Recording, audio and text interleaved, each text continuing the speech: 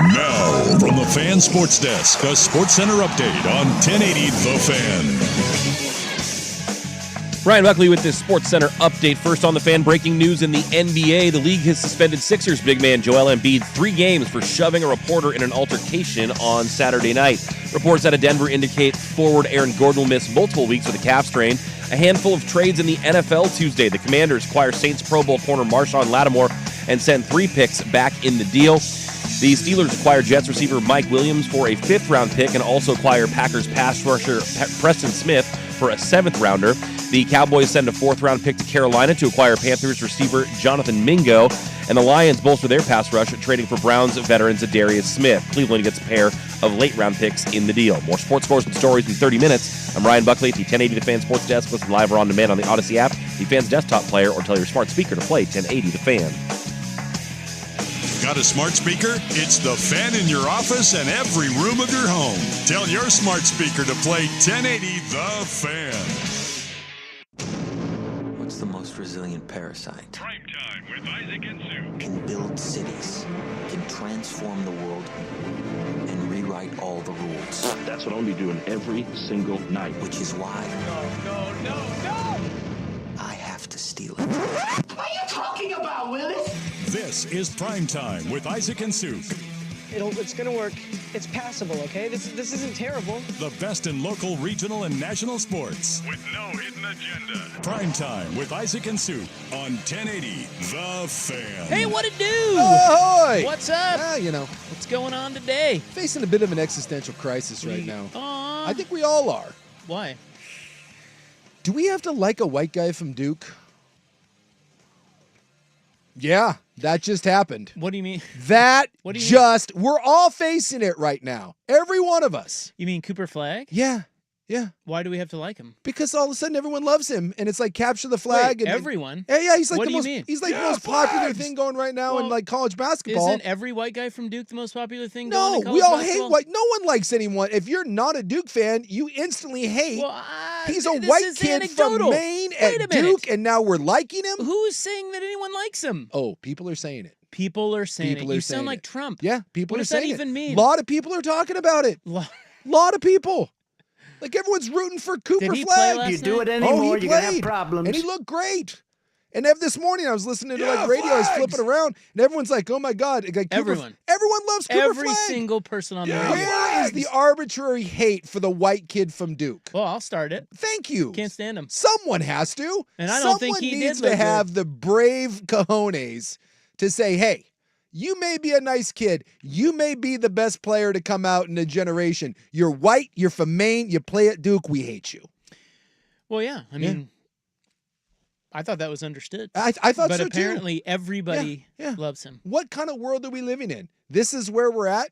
What sort of tolerant world do we have Well, now first of all, where we're not arbitrarily hating the white kid from Duke? I got to tell you, I don't believe you.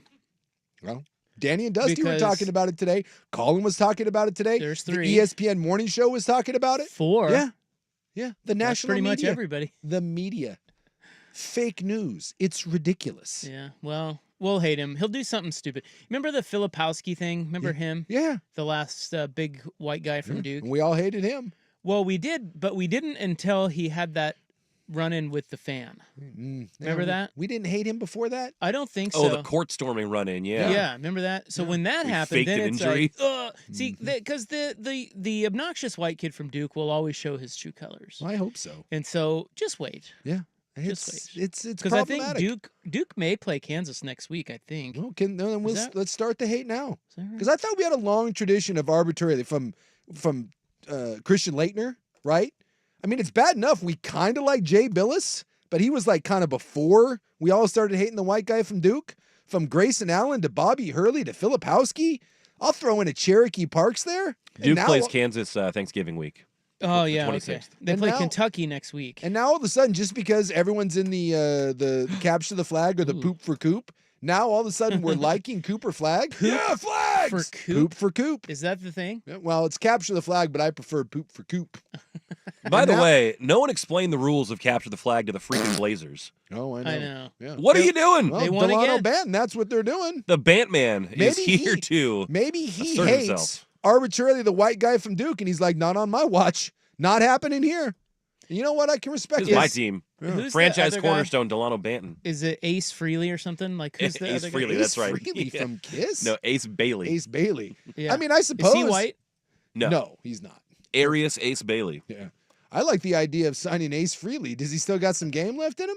Like Prince, I guess, had like a mad crossover. Maybe Ace shoots a mean step back jumper. He's probably like 70, but Ace Bailey's at Rutgers? yeah, he's at Rutgers. What? Ace Frehley, by the way, 73.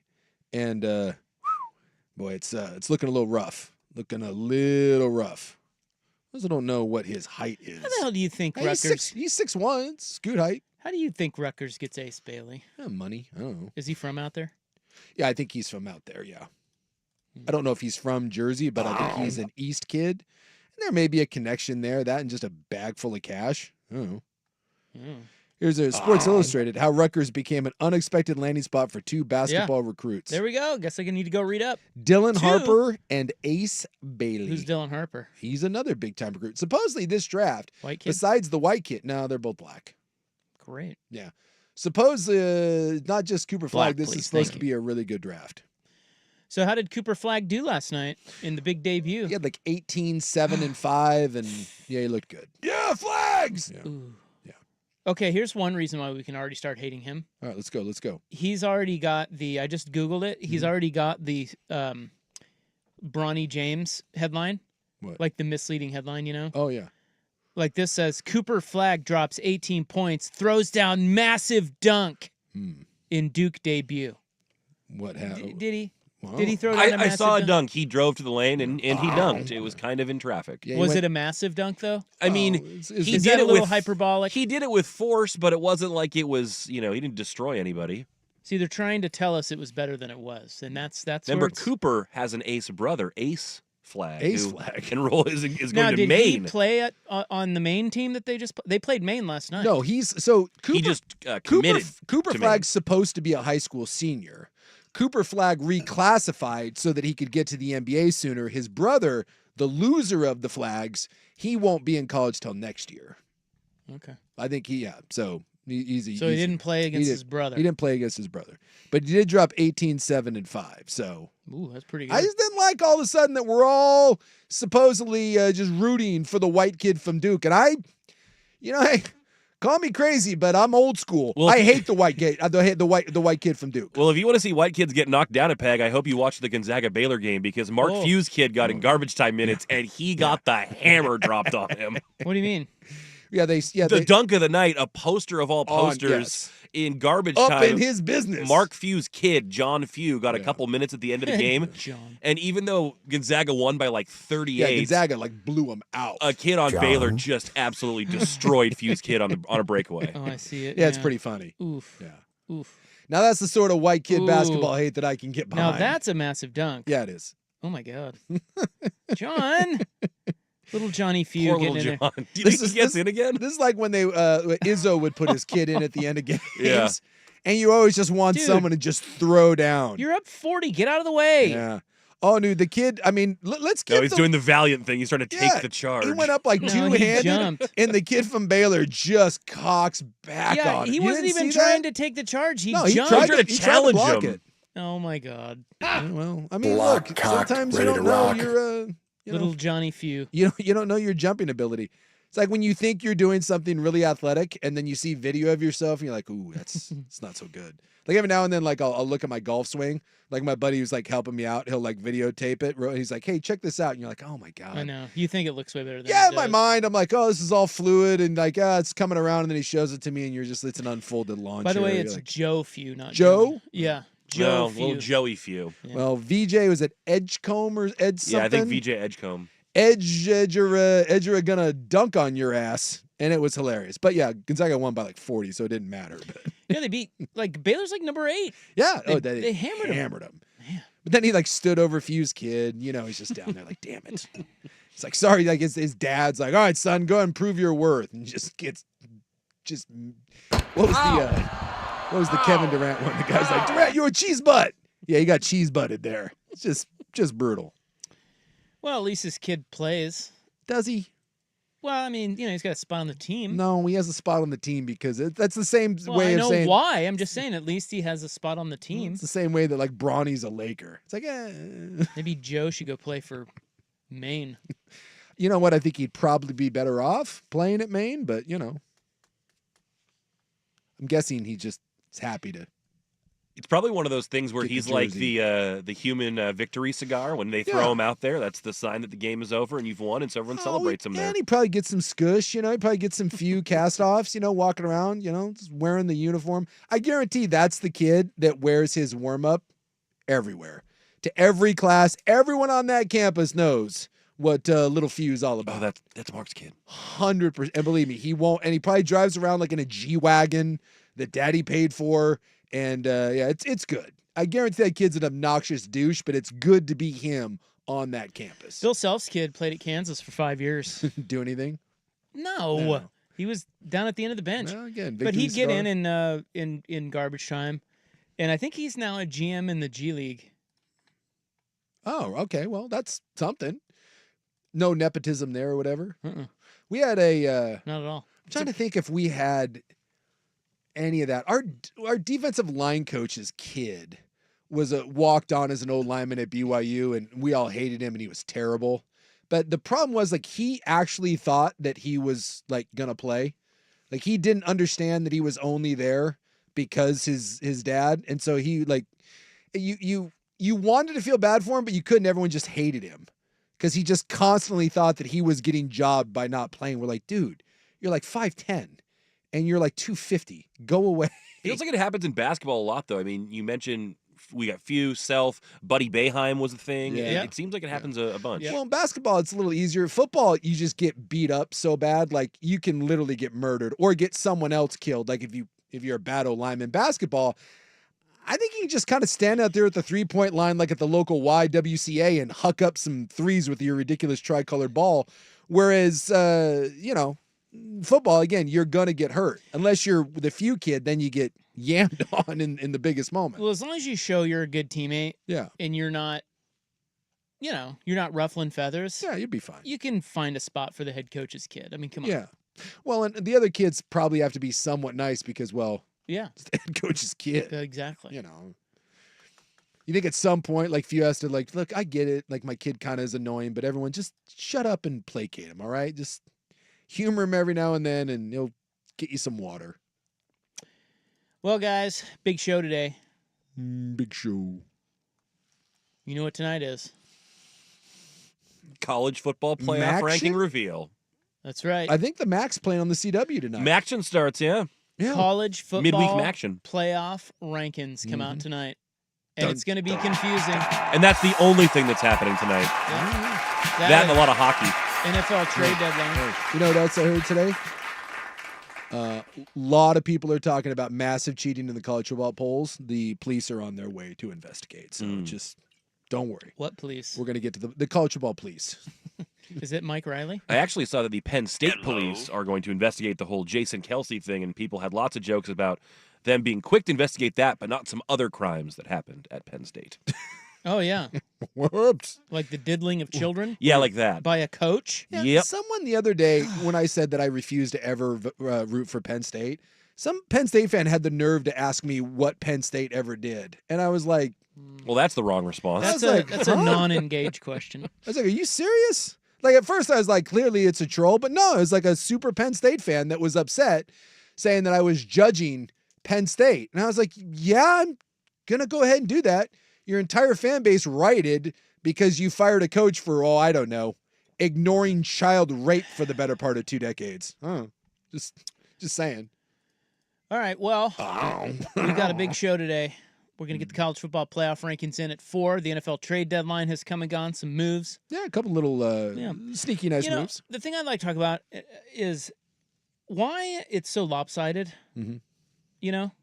The trade deadline. Oh. Well, it's like it just feels like you can trade a 7th for a Pro Bowler. Yes. And it's kind of stupid. And I wonder if it needs to be looked at. We can discuss. We can discuss. That's what we do here. We discuss. Yes. So let's get started with our poll question. Because we're men of increase. Coming up next Being a man of increase on The Fan.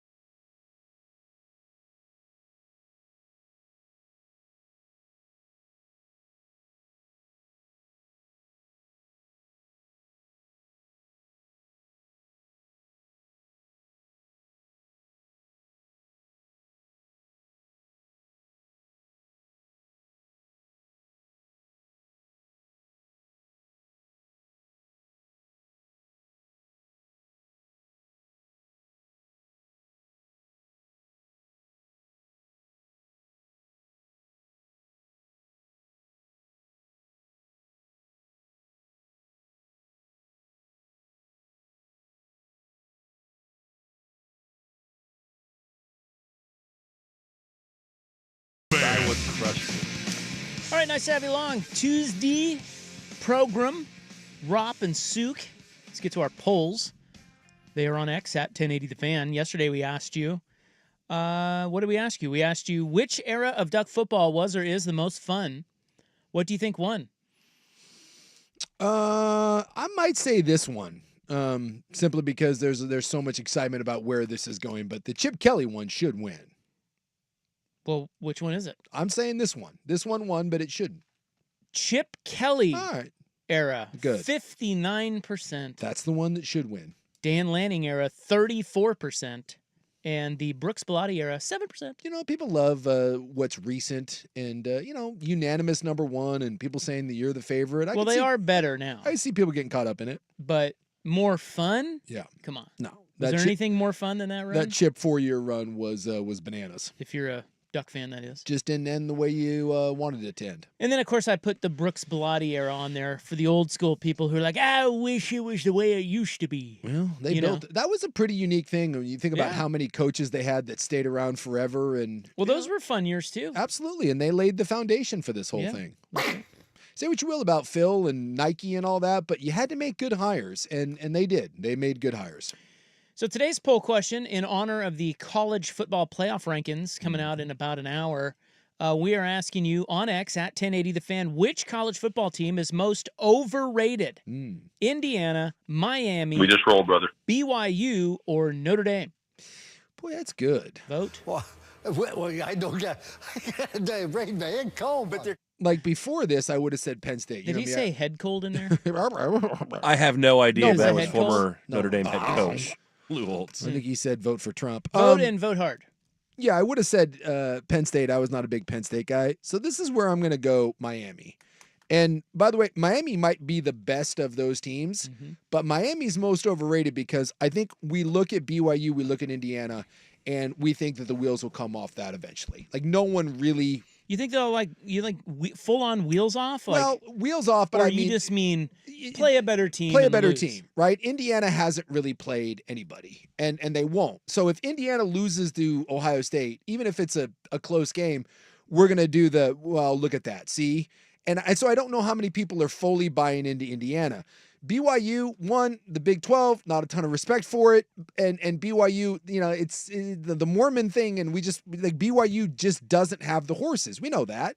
So I don't think any people really consider BYU a national title contender.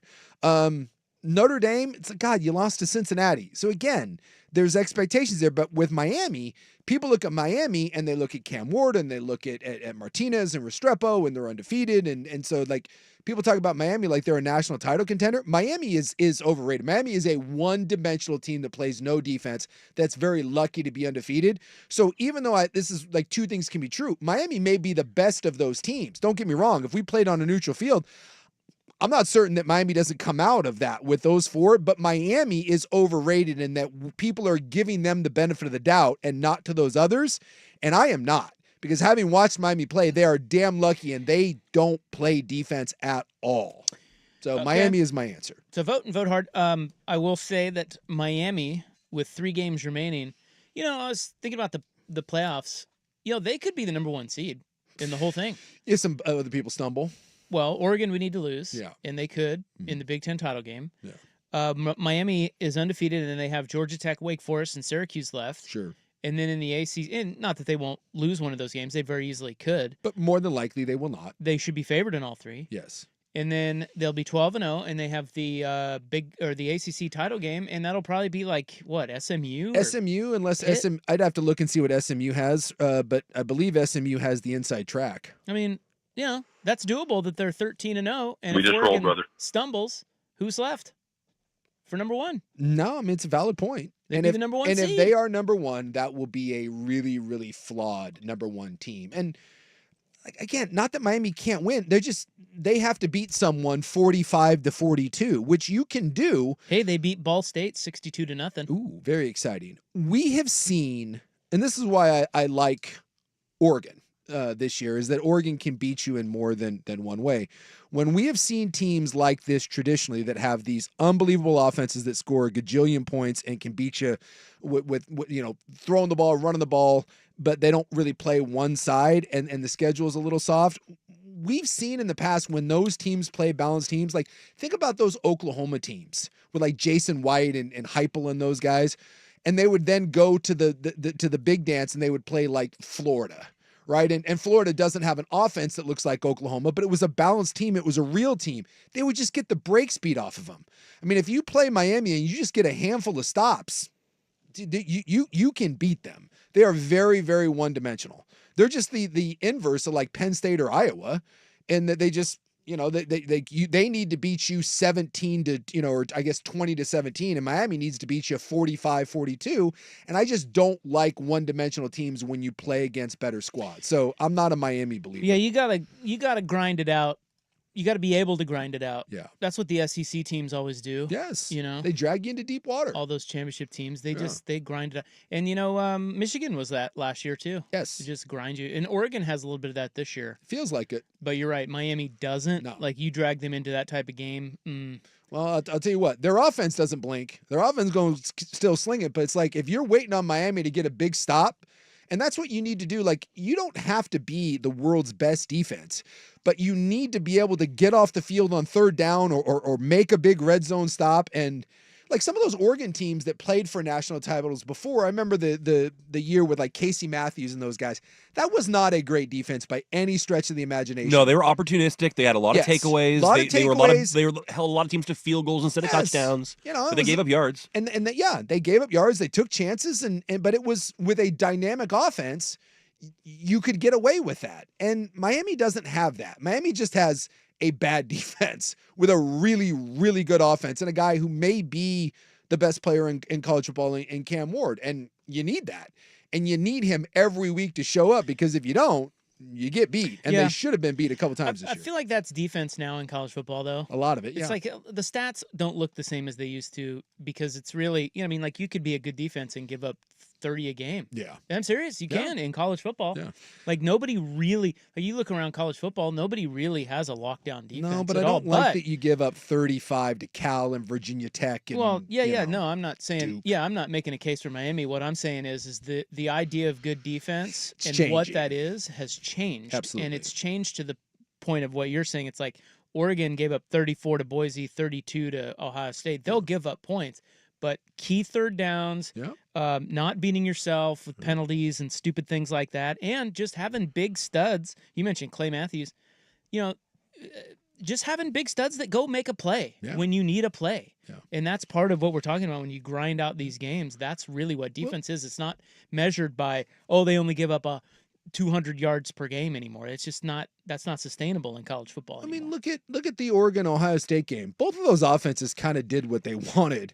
But both of those defenses made plays. You had the big strip with Harmon, right? That was a huge turning point. And you frankly had another one with Bossa that didn't get called. That didn't get called. Ohio State had a monster stop at the end to get the ball back, right? And give them a chance. 4th and goal, and keep them out of the end zone. They both of those squads made plays to give their team the chance to win. And then, you can say what you will, like Ohio State kind of S the bed, but Oregon's defense ultimately held them. They ran out of time, but they held them. They didn't give it up at the end. So it's like, and both of those are really good teams, but you're right in that neither one game you're like, oh my God. Yeah, they made plays, but across the board, they didn't get stops. No. Let me ask you this. Do you think that Georgia has a good defense?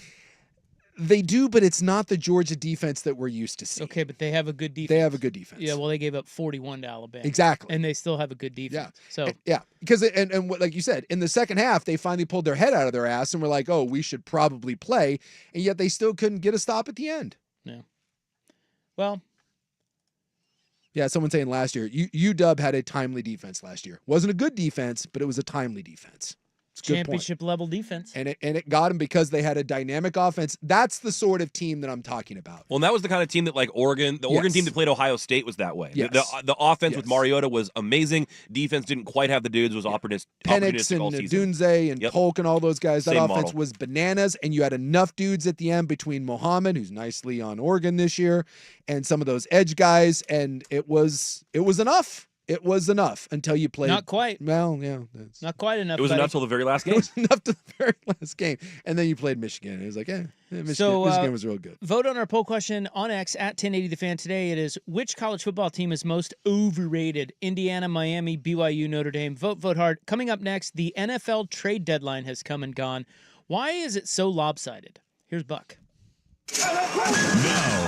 Now, from the Fan Sports Desk, a Sports Center update on 1080 The Fan. Brought to you by Stanford. This classic American steakhouse has exactly what you've been craving. Visit them in Clackamas, Tannisport, or online at stanfords.com. First on The Fan, breaking news in the NBA this afternoon. The league has suspended Sixers big man Joel Embiid 3 games for shoving a reporter in an altercation over the weekend. Reports today out of Denver indicate that forward Aaron Gordon will miss multiple weeks with a calf strain. A handful of trades in the NFL Tuesday, including the Commanders acquiring Saints Pro Bowl corner Marshawn Lattimore and sending 3 picks back to New Orleans in the deal. The Steelers acquired Jets receiver Mike Williams for a 5th-round pick and Packers pass rusher Preston Smith for a 7th-round pick. The Cowboys send a 4th-round pick to Carolina to acquire Panthers receiver Jonathan Mingo. The Lions bolster their pass rush, trading for Browns veteran Zadarius Smith. Cleveland gets a pair of late-round picks in the deal. Meanwhile, on the college gridiron, Ducks pass rusher Jordan Birch says he feels 100% following his return to action against Michigan. Birch revealed that he underwent knee surgery last month. Oregon receiver Gary Bryant has also returned to the practice field as he works his way back from a leg injury. More sports scores and stories in 30 minutes. I'm Ryan Buckley at the 1080 The Fan Sports Desk. Listen live or on demand on the Odyssey app, the Fan's desktop player, or tell your smart speaker to play 1080 The Fan. One number does it all for contests and text.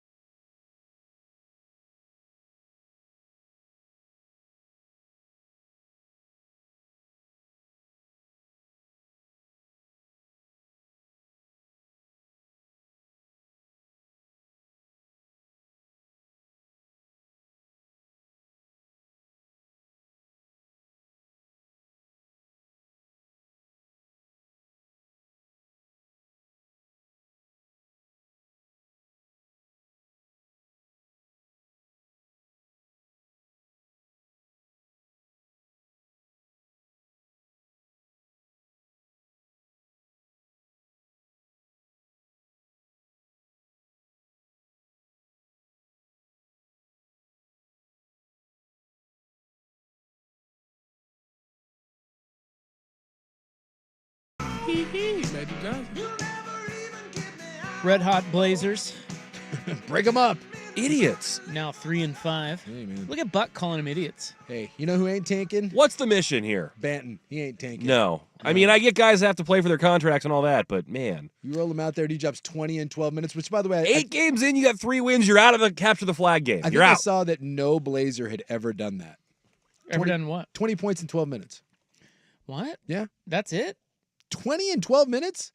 I mean, That's hard to do. no Blazers Less ever than done a it? quarter? I think it's the highest. quarter, I It's the guess? second highest this year behind LeBron. Yeah, that doesn't happen. Well, I mean, Lillard gets white hot and shoots like, 50-footers and Yeah, he's no Delano Banton. well, apparently not. Yeah, where's Duop Reith? What's Banton making? 6 cents? I don't know. Probably nothing. 6 cents. I think Danny was saying that his contract's not even guaranteed for this year until January. 2-year, $4.2 million deal. Oh, more than Oh, I wait, thought. no, hold on. That was when he was with Boston. Hold on. Stand by. I don't have it right now. I'm looking for it. Yeah. It's a guaranteed salary of $217,000, by the way. This says he makes $2 million. But Yeah, but I don't think that's what Danny was saying is his contract's not even guaranteed at the $2 million until January. Look at the Blazers ripping off their own players.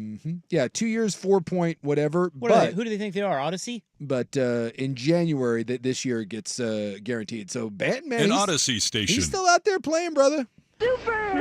Well, that's great. Okay, so the NFL trade deadline came and went today. We had several trades. Marshawn Lattimore went from the Saints to the Commies. We'll see, by the way, if his hamstring magically heals. The Cowboys got Jonathan Mingo, who I forgot about. Yeah, well, everyone did. Yeah, And he was with the Panthers. And I would like to point out he's got like 120 yards receiving this year. Yeah. And he can't crack the lineup on the Panthers. On the Panthers. I'm fascinated in the sense that they got a 5th-round pick in return for Amari Cooper. Yep. And that same 5th round was the price tag for DeAndre Hopkins. And they traded a 4th-rounder for Jonathan Mingo. For Jonathan Mingo. Mingo must be great. Isn't that the Cowboys in a nutshell, though? Boy, I'll tell you what, I would like to do some sort of garage sale swap with Jerry Jones. And by the way, your quarterback's out for at least a month. He's going on IR. Like, you're bad. Like, you're just a bad team. So you would assume, and by the way, your O-line is getting old. Zach Martin, who's one of the best guards to ever play, has an alien back. Your O-line is not what it was. You have holes all over your defense. You would think that a 4th-round pick would be something, again, that you would like to keep because this team needs to get younger. It needs to get more talented. And you went out and I just don't know. This is the one trade, because you asked me why guys get traded. And for the most part, you can look at trades. There's like 3 different kinds of trades in the NFL, and you can see where they fall into. Can I put that there's a 4th? So, like, a lot of times it's a bad contract that didn't work out, bad fit, and I'm just looking to get out from underneath it. And then the other one is a position of need, like with Lattimore, and you overpaid for it. He was the only guy that really came with a steep price tag, where Washington had to give up a bunch. I'm going to put in a 4th category, and that's just you're dumb. And I normally reserve this for, like, the Raiders. But, boy, I just don't have an answer for what Dallas is doing. Well, yeah, I mean, they have a bad owner. You have got to be smoking something over But there's there. got to be someone else there that's like, what are we doing? Nah, they're all yes men. I guess. It's They're very all strange. yes men, because isn't the GM like his son or something? Yeah. We also had Zadarius Smith going to the Lions as expected from the Browns. That's a nice one. I thought maybe they would swing a little higher. And on the way up, we're going to bite a kneecap off. Well, they got room. They got room to go out. So I was wondering on some of these teams that are tanking. See the Browns, and maybe they did acquire about a bigger Browns pass rusher, maybe with the Raiders or Jacksonville. But Smith is a pro. And, is a guy that brings pressure and he's not a star, but he is just a productive player. And he was going to opt out of his deal next year with Cleveland. He was going to be gone. So, like, this is one of those, if you're Cleveland, you got something for him, whereas at the end of the year, he just would have walked. So, well, isn't that, yeah, okay, so before I get to the, here, I'll just tell you who else got traded today. Yeah. Mike Williams, the receiver of the Jets, goes to the Steelers. And for then, a 5th-round pick. Yeah, you got Khalil Davis from the Texans, defensive lineman, going to the Niners. Yeah. The Ravens got Tre'Davious White from the Rams. The problem with him is, like, I mean, at one point he was one of and this is the other thing with trades. You hear Tre'Davious White, and we're like, oh, God, I remember Tre'Davious White. Yeah, you remember Tre'Davious White before he got hurt. He played in the first 4 – he started the first 4 weeks with the Rams, and it was bad. He just isn't the same player. Gave up 4 touchdowns, I think, in 4 weeks. Bad coverage grade. And so, the Rams don't want anything to do with him at this point. And so you're hoping, if you're the Ravens, didn't cost you anything, and you're hoping that in your system and maybe a little more motivated and a little more time and he gets healthy, he can regain some of that form. But this is not the same player that we saw a number of years ago when he was one of the best young corners in the league. So I get why these trades happen. These teams are just trying to recoup something for a player that they know that doesn't fit or is going to move on, right? Yeah. I get that. Yeah. But they're selling these guys for pennies on the dollar. Yep. And I wonder if something needs to be done about this, because it just really feels like it's easier than ever for, well, like the Chiefs, for example, picking off DeAndre Hopkins for a 5th. Yep. Well, DeAndre Hopkins looked good last night. Yep. We all tilted the outcome of Monday Night Football. That is a huge get for them. Yeah. And they only had to pay a 5th for it. It's kind of I would imagine that's frustrating for some teams, that the best team, like when you're on the top, you don't have to pay much to really help your team for a playoff run. And it doesn't seem to have been that way. It doesn't seem to have been this way that long. No, it's changing in that so many teams now just view draft capital so much more valuable than aging players. And the key is with all of these guys, they're aging players that make money. And so when you look at DeAndre Hopkins,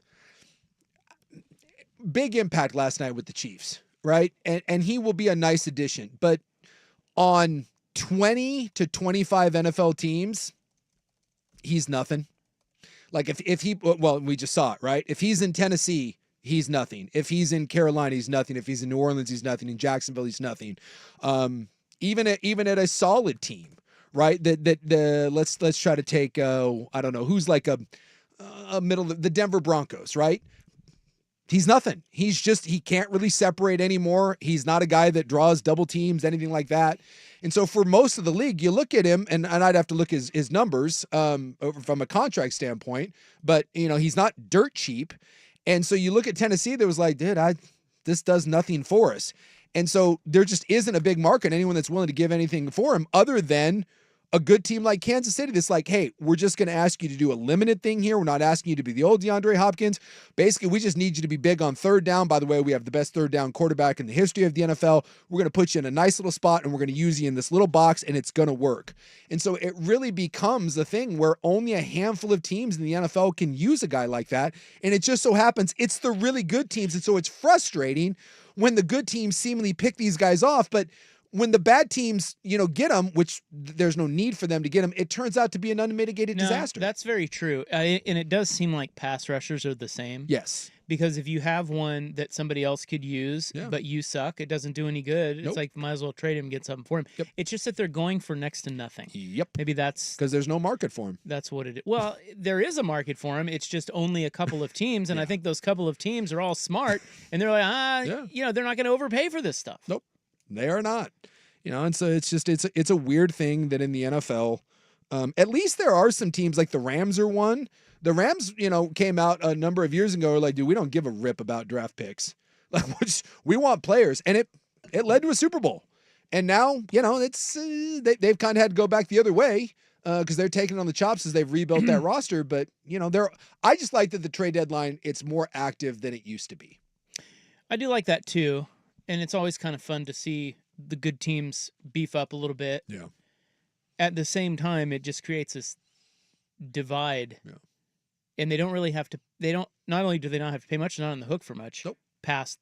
Lattimore was the only one that really got any sort of real compensation going back. Yeah. All right. Well, I don't know if anything needs to be done about that, but it is definitely Yes, it is a thing now. It is the most unique thing in sports, the way the NFL views good players that are still productive and what their value is. I think the flip side is it's really cool because, like in baseball, trade deadline, you get down to the trade deadline, you watch these teams all year and you go, well, they need this, this, and this. Yeah. Well, it's kind of cool that they have the trade deadline that they can go out and acquire that. Yep. And it's the same with the NFL. It just never used to be a thing. Nope. Like this was your team. You had to coach up who you got, or that's it. Yeah, not anymore. It's kind of nice that they can go fill gaps, but at the same time, I don't know if it hurts the league in a sense that it's just harder to catch up to the elite teams. Well, and it's hard to think, but in the NFL, when you're 30, we look at you and they're like, you're 30. And that's not the same in other sports. Because if you know who doesn't get traded at the deadline, 25-year-old really good players. Because they've got 5 years still to go in their prime, and they're usually on pretty affordable contracts. Yeah, the NFL, they don't get dealt. The NFL is like the only sport that almost what am I trying to say? We get rid of you before. Yes, they will.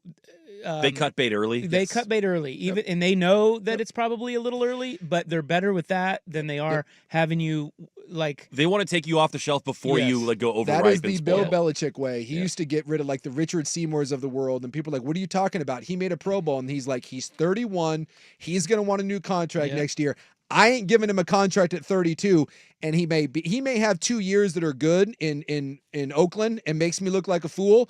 I'll see you 3 years from now when you're paying him $20 million a year, who looks like the fool, and I got 4 draft picks for him, and that's true. Well, it's what the Seahawks did with Russ, and, and at the time, people were like, "You got to be crazy. He's got good years left," and they look like geniuses for it.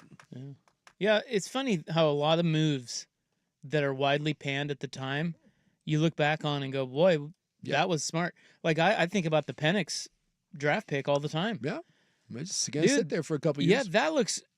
Kirk Cousins is doing pretty well. I mean, Kirk Cousins is. You like that? You like that? I'll give you this list coming up next, but in terms of quarterback pressures, he's up there. Yeah, I mean, he's running for his life. He's still playing well, but he's playing good. They're on top of that division, and you forget that they have Penix sitting there, and that timing of that may work out perfectly. Yeah.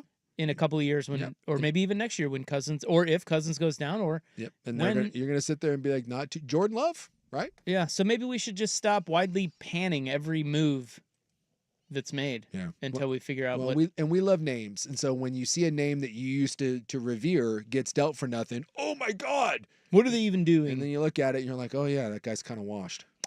All right, NFL trade deadline is over. Okay, quarterback pressures. Can you name the top 5 most under duress? Yeah, I think I can do that. In the NFL. Yeah. I've got the stats. Okay. We'll see how good you are. We'll see what you know. All right. I don't know if you know anything. Probably not. That's next on The Fan. Relax. What's up with the Seahawks? Tyler Lockett is now coming that way from the left. Shotgun snap. Gino dumps it. Oh, my God. It's intercepted again. Intercepted at the 5-yard line. After a week off, the 49ers are next. Who is the second best team in the NFC? I might be on an island here. They're on a bye this week. I look at their track record over the last 4 years. To me, the 49ers are still in that. Talk about it and get the inside story from your home for the Seahawks and the NFL. 1080. Holy catfish. The Fan. Did you know each year auto insurers routinely underpay accident claims? Estimates run from 5 to 10 billion every year. I'm Leif with Leif's Auto Collision Centers. How do they do it? Insurers count on you not knowing the law. If you are in an accident, contact Leif's before you file a claim. We'll send you a guide that lays out everything you are owed. No obligation. You pay dearly for insurance. You deserve all that's promised. Leif's, complimentary pickup and delivery, factory parts, pre-loss repairs. Leif's. I'm on your side. For many of us, guys, it's happening. You're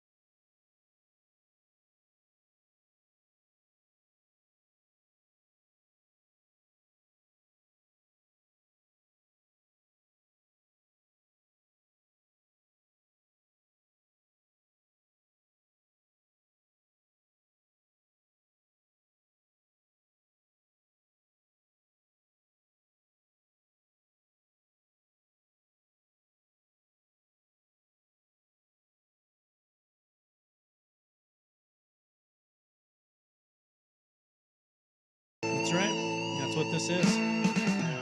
Whiskey bottle.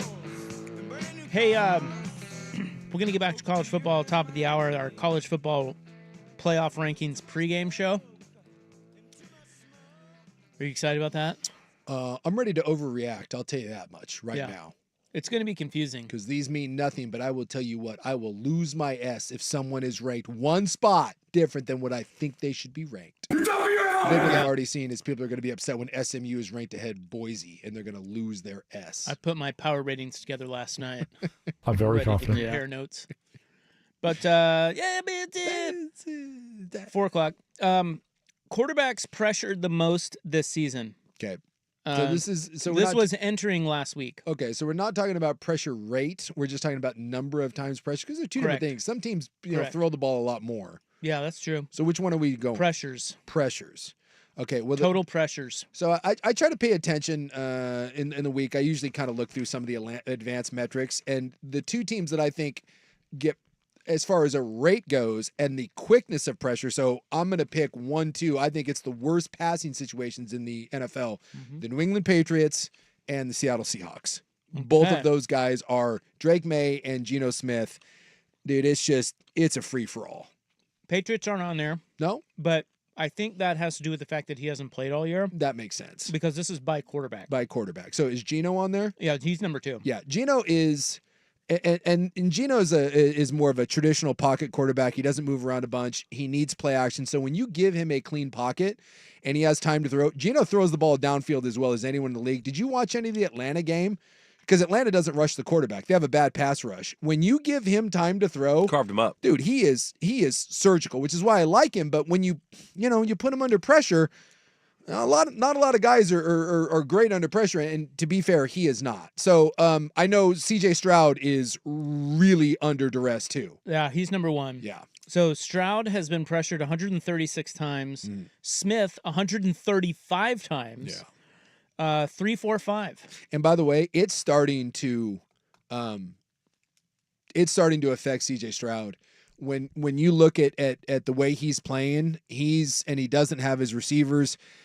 He's starting to develop some antsy feet. He's starting to see things that aren't there, and that's problematic. It also kind of feels like he's thrown off his back foot and he's bailing a lot on those throws. This is why I say you got to be real careful. And CJ Stroud is so stinking good, but when you put someone with no run game and you're putting him back there, and it's like you can't protect him and you don't have a good plan for him, you can cause real problems. The other one that has to be up there, well, the Carolina Panthers will be there, right? But again, he has. Although if they split quarterbacks, he won't be up there. Who will be up there though is Caleb Williams.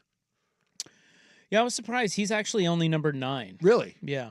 Because that's another situation that when you look at it, it's bad. It's their O-line is a sieve, and Caleb Williams has shown flashes, and there's regression these last 2 weeks, and that is. Boy, I'll tell you what, that is problematic. Who else will be on there? Maybe Daniel Jones, but again, he missed some time, but I'm guessing Daniel Jones is going to be up there. He's 3rd. Yeah. 123 pressures. So who am I missing in the top? One is a surprise to me. One's a surprise. Oh, I know this one. The surprise will be because everyone thinks about that they have an elite left tackle. The rest of the line is not elite, and their run game obviously has been a little spotty, and he drops back a lot. I'll bet you Brock Purdy is up there. Number 4. And Brock Purdy still plays really well. 109. Under pressure. Yeah. Yeah. But yeah, he is. What do you think about that, Niners boy? Well, this is. Things aren't going well for them. They're an old team that are very banged up. But it's not Brock Purdy. People love to crap on Brock Purdy. Brock Purdy does well considering what is for all the talk of Brock Purdy was a product of everything around him. He has proven that, look, he's not Patrick Mahomes. But he's the right guy for a line that operates like that. He can get the ball out quick. He can make quick reads. And he's got guys that he can dump it off to. Yeah, he would be. I was going to say, I bet he's a surprise. And then is like Herbert on there? Because they don't protect him very well either. No. Number 6, I'll give you 5 last, but number 6 is Jaden Daniels. Number 7, Jalen Hurts. Again, these are quarterbacks most pressured. Is it Mahomes? Bo Nix is 8, Caleb Williams 9, and Aaron Rodgers 10. Yeah, I should have gotten Rodgers. I would have thought Rodgers is higher because he sure seems to be scrambling a lot too. My top 5 would have been, I would have guessed Stroud, Geno, Caleb, Williams, Aaron Rodgers, and maybe Nix. Yeah, I'm a little surprised that. I knew Brock was under duress. I would have sworn that Caleb Williams and Aaron Rodgers were both pressured more than Brock Purdy. But again, some of that probably goes to perception. And look, I you know me with quarterbacks, I'm always very patient. I hate sweeping statements, and like we judge way too quickly. And I said that there will be some growing pains along the way, and I'm still not certain. I'm still certain that there will be. Jaden Daniels every week is making me a believer. He's doing things. I don't know the best way to put this. This is like the CJ Stroud thing. Although I think it's a better team than what CJ Stroud. They're getting better results and it's better play. And CJ Stroud had one of the best rookie seasons I'd seen of all time last year. How do I put it? The floor for Jaden Daniels is really good. Like, he may not go down, like, there may be some come to Jesus moments and people may figure some stuff out, and he may get nicked up a little bit because he still takes a lot of big hits and he's not the biggest guy. There will not be he can only fall so far. What he's doing with not exactly the greatest cast around him, it's really eye-opening. And quite frankly, he's just fun to watch.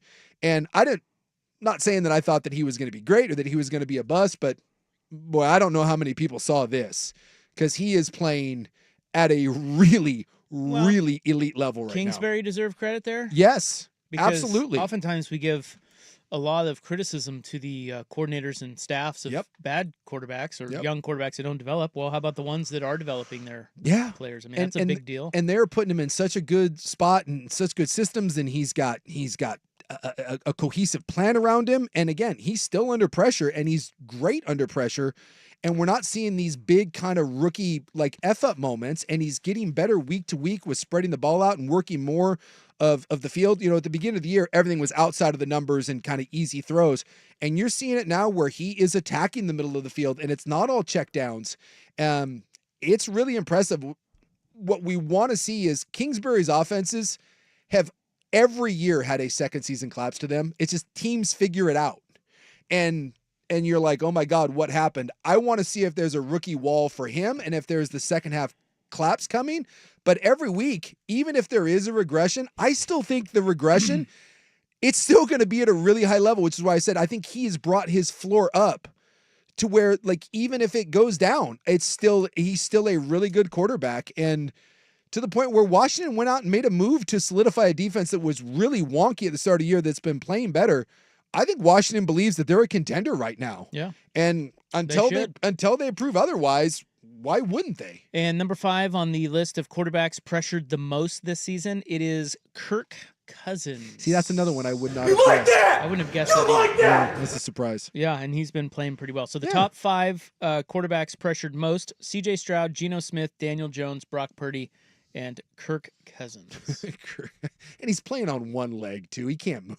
He can't move for crap. That guy's He's still out there slinging it. Yeah, he's good. Yeah. He's just good. He is. Kirk Cousins is just good. But the problem is that he's not great, and when you're not great, we're always going to find a way to crap on you.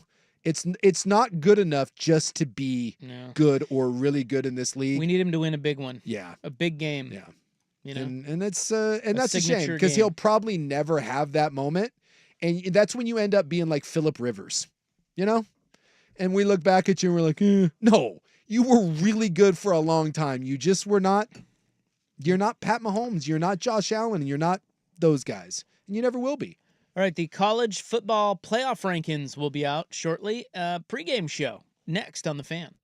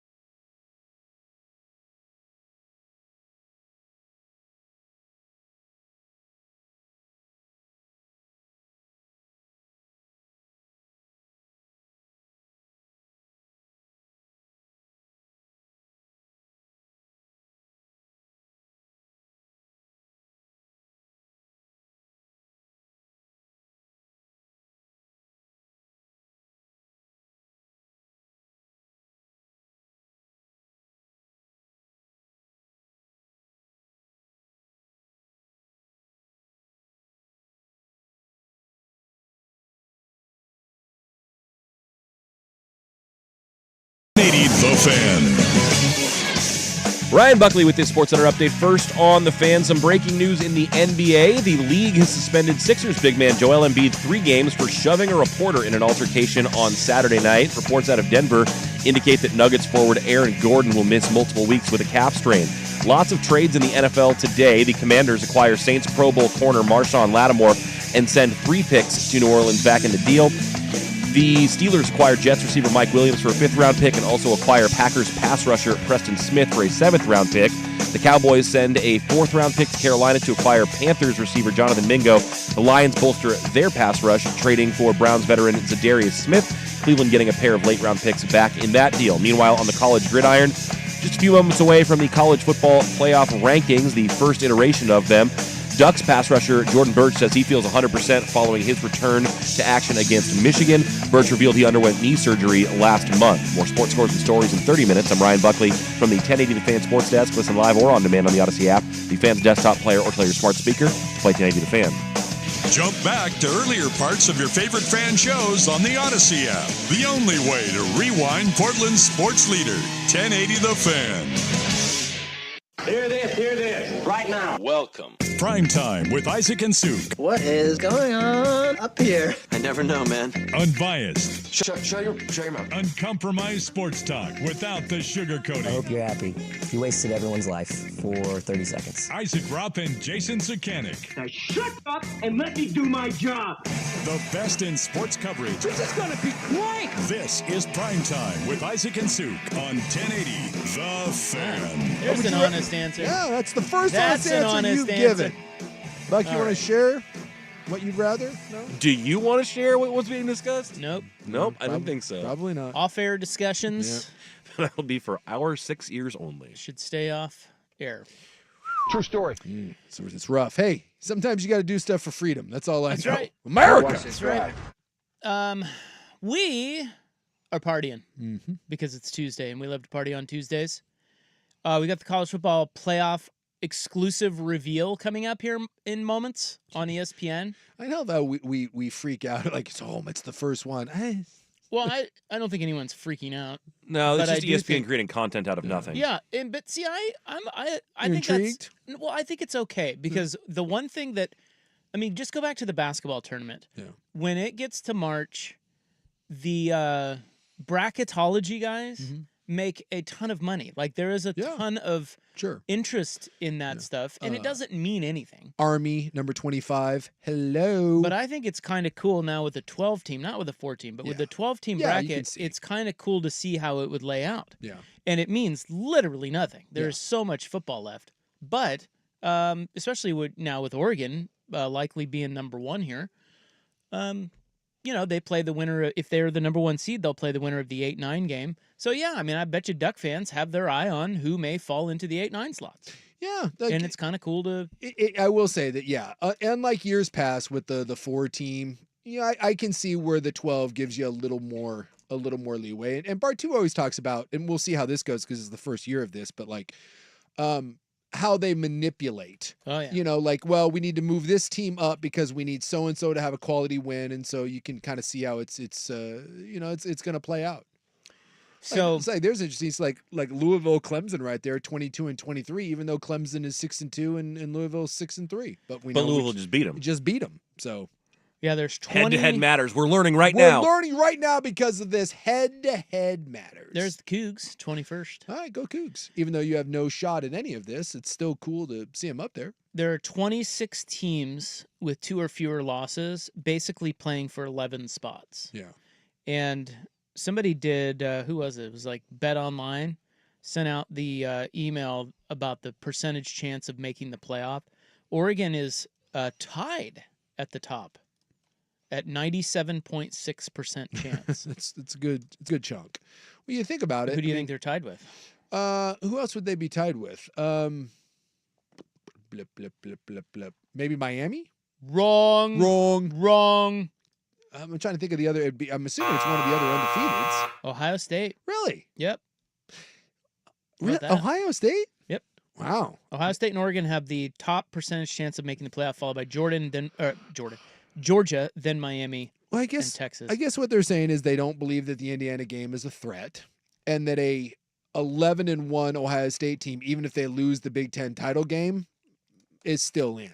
That would be my, because there's going to be a bunch of 2-loss teams in, and if your only loss of the year is to the number 1 team, and one is by a razor thin margin, and you're not going to be punished for having to play an extra game against them, I can see that. That makes sense. But that shows you that they don't have any sort of real fear of Indiana.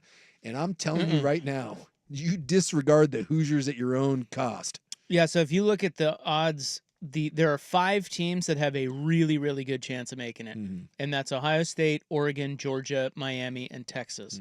After that, there's a drop-off. And that's where I think it gets interesting. That's where when you have a 12-team playoff, you start to bring other teams and other conversations into the fold, and it gets fun. Sure. Because you have Penn State. Lord knows what's going to happen to them, but they're next. Indiana, Notre Dame, Tennessee, Boise State, Alabama, BYU, SMU all have over a 50% chance. Well, I'm really excited for that Alabama LSU game this weekend because that feels like a de facto elimination It is game. an But elimination both teams have 2 losses, and You're not getting in it. You're not getting in with 3. You're not getting in with 3 losses. You're just not. And it's in Baton Rouge, close spread. Be a good one. You know what's funky here too is I was thinking about this the other day when we were having this conversation. Is you brought up Penn State. The best thing that could happen to Penn State was a close loss to Ohio State? No, is to not play for the Big Ten championship. That's what. But so by losing close to Ohio State, that's the best thing. Yeah. If you're Penn State, I know it's weird, but you don't want to go play in the Big Ten title game. Take another loss. No. Take another loss. I still think you would get in, but as long as Penn State doesn't stub their toe the rest of the way, Washington, Purdue, Minnesota, Maryland, not a murderer's row. Sit back. You're an Ohio State fan. Let Ohio State play Oregon for the Big Ten title, and you just kick back and be like 11-1. You Penn probably State? even finish top 8 and host a game. Thanks for coming. I think that's the biggest thing facing the committee, which, by the way, includes the great Mike Riley this year. Yeah. It is, how are they, and this, we got 5 weeks to figure this out, but it's championship game losers versus teams with fewer losses who did not play for a championship. Yeah, that's going to be weird. That is going to be odd. And I do not like at all, if you're a 2-loss team and you grind your way to or a 1-loss team and you grind your way to a conference title game and you lose a close one to a damn good team. Should not get dinged for that. You should not. Like, it would bother me immensely that let's say, I don't know. Let's say somehow Indiana ends up in the Big Ten title game, right? And they lose, they beat Ohio State, but they lose another game, right? And so they're 11-1. They play in the Big Ten title game, and they lose to Oregon. No, you don't get to be rewarded, Penn State, by being ahead of them. I absolutely hate that. Who was it? Georgia had that in the SEC title game, and that was when it was a 4-team. But remember, they said we lost one game all year, and it was the one game that we couldn't afford to lose, and that was the one to Alabama. And can we be honest? Last year, Georgia was probably the best team in the country, and they didn't get a chance. So, and I don't like that. Yeah. Sucks. First team out right now is SMU. Yeah. According to their first rankings. So we'll have 5 of these rankings, and then we get the real one, which will be on December 8th. Yeah. So. Well, and like for people saying like with SMU, who turns out SMU, is a nice little team there and could be staring down an SEC title game, but like, people talking about BYU not, I want to see what they do with BYU, because I'm not here to say that BYU is a top 5 team in the country, but if we're going on resume, so SMU's 13th in the country? Yep, and then Boise's 12, so they're giving the 1-loss Boise the nod right now for the 12 spot. So BYU beat SMU. At the time they beat Kansas State, who was ranked up there. I mean, I know those aren't like the world's biggest wins, but it's better than like what Indiana has. So where do you think they should be? Well, if you're going to put Indiana ahead of them, like BYU, if we're going by resume, BYU has a better resume than Indiana. Well, the confusing thing about this is going to be they're going to release the rankings, but the thing that they can't do is seed the top 4 because they don't know which of the 4 are going to win the conference championships. Yeah. So they may have BYU, let's say they have BYU 4. Yeah. That they won't necessarily be the 4 seed unless they win the Big 12. Yeah. That is interesting to see in this next month what that, like, how they're projecting, not knowing a team that is slated for the conference champion and where they would fall if they lose a game on the way. So I tend to just say, again, with all these things, let it all play out. But and, it's kind of fun. But it's kind of fun. I just be interested to see where they're going with this. Like, Alabama is in right now. 2-loss Alabama. Oh, there's BYU right there. There they are, number 4. Look at that. All right, well, That's awesome. I stand corrected. They Look did. at your they Cougs. did, and they're not the fourth best team in the country. But you know what? Now, do you think they're doing that because they are projecting them to win the league? Then It has to be. Is that what they're doing? It has to be. Yeah. And I again, got something's on. when you look at resumes, it's a good resume. It is. It's just it's if you would have told me at the start of the year. Oh yeah. Okay. So I'm seeing here. See, that's why it's confusing. So they have BYU 9th. Oh, okay. But they put them in the 4 seed because they are projecting them to win the Big Okay. 12. All Because right. the Big 12 champion would get a Yeah, they top have them 4 ranked seed. 9th. Oh, I see. They got two Yeah. numbers up there. Yeah, I just now figured that out. I'm not gonna lie. When you said 4, I was like, holy God. like what? I'm like, all right. Well, they're undefeated in Georgia and Ohio State or not. So hey. Who's running that committee? Tom Holmoe? Look, whether you're 4 or whether you're 9, dude, as a BYU guy, and look, I'm not going to pretend that I sit here and bleed BYU blue, Ooh. but I got pride in my team there, and one of my teammates is the coach. If you would have told me that there was a 50% chance 9 weeks into this thing that they would make the playoffs, I would have laughed in your face. So this is Here they are, bro. this is cool. All right, we'll get to the full rankings when they come out. They're kind of slow playing this. Yeah. We'll get to that coming up next on The Fan. Big house or fun house? Trips to the right for Gabriel. Turn and hand it off. Trying to find something up the middle, up in the air. Whittington comes outside. Straight arm. 5-4. Touchdown. No, Whittington. Can the Ducks keep the momentum going? The important thing about a guy who's only in his third year, we're seeing a team that is very well prepared every week now. They don't seem like anything is catching them off guard. Talk about it and get the inside story from your home of Oregon Ducks football. 1080. The Warriors control the atmosphere. The Fan. Now, here's a quick look at Portland traffic. Northbound 5, really tough. You're going to see those delays from before 405 all the way to the Interstate Bridge. Eastbound 26, not too bad, getting better, a little sluggish from 217, getting to 405. I'm Casey, that's traffic. This traffic report brought to you by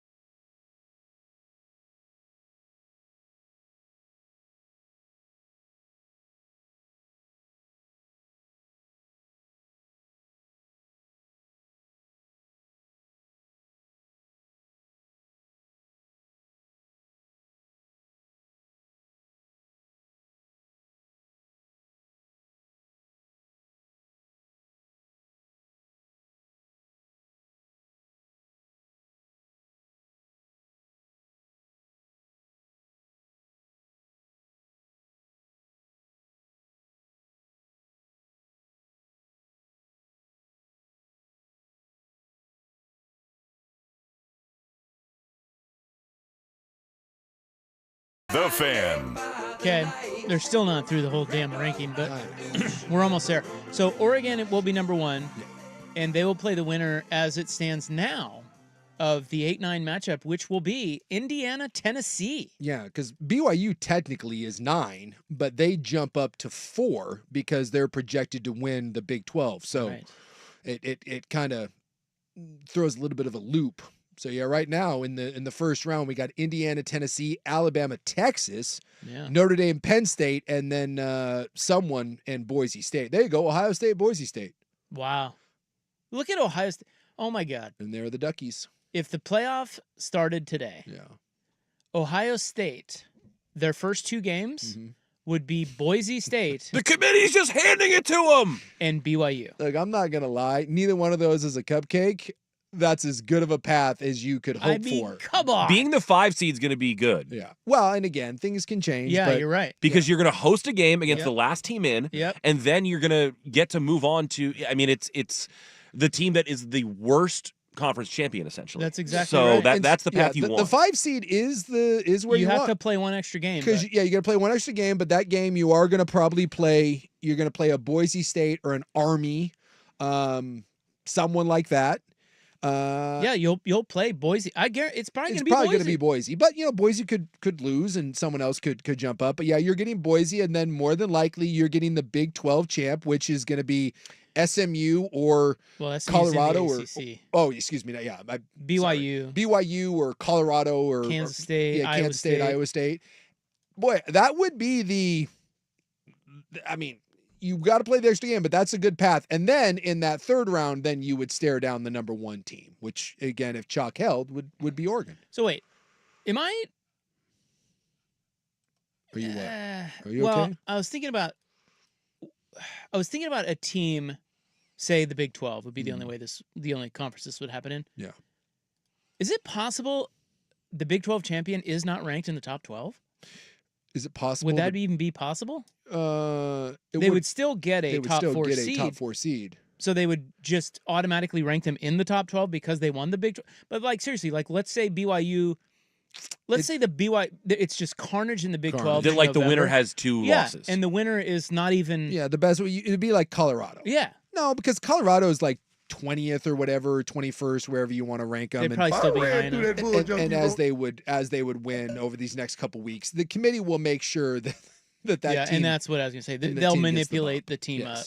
But I could see that there is a outside chance that, let's say Colorado came out of nowhere and Boise State held firm. I could see a world where Boise State gets the bye and not Colorado. Yeah, because they qualify for the bye if they're ranked higher than one of the conference champions. Yes, it is not. You do not get the automatic spot because you're in the Power 4. It's the top 4 ranked champions. So if Boise State were to be ahead of whoever the Big 12 champ is, they would get the nod. Now, that's probably not going to happen, but in theory, you could, if Kansas State or Colorado or someone like that were to win the Big 12 as a 2-loss champ, or like you said, if there was absolute carnage and that was a 3-loss conference champ, yeah, maybe. Okay, so let's do a fun little exercise. Oregon would play the winner of Indiana, Tennessee. Yeah. Who do you want? That game would be at Tennessee. Boy, I know this. I think I'd rather play Tennessee.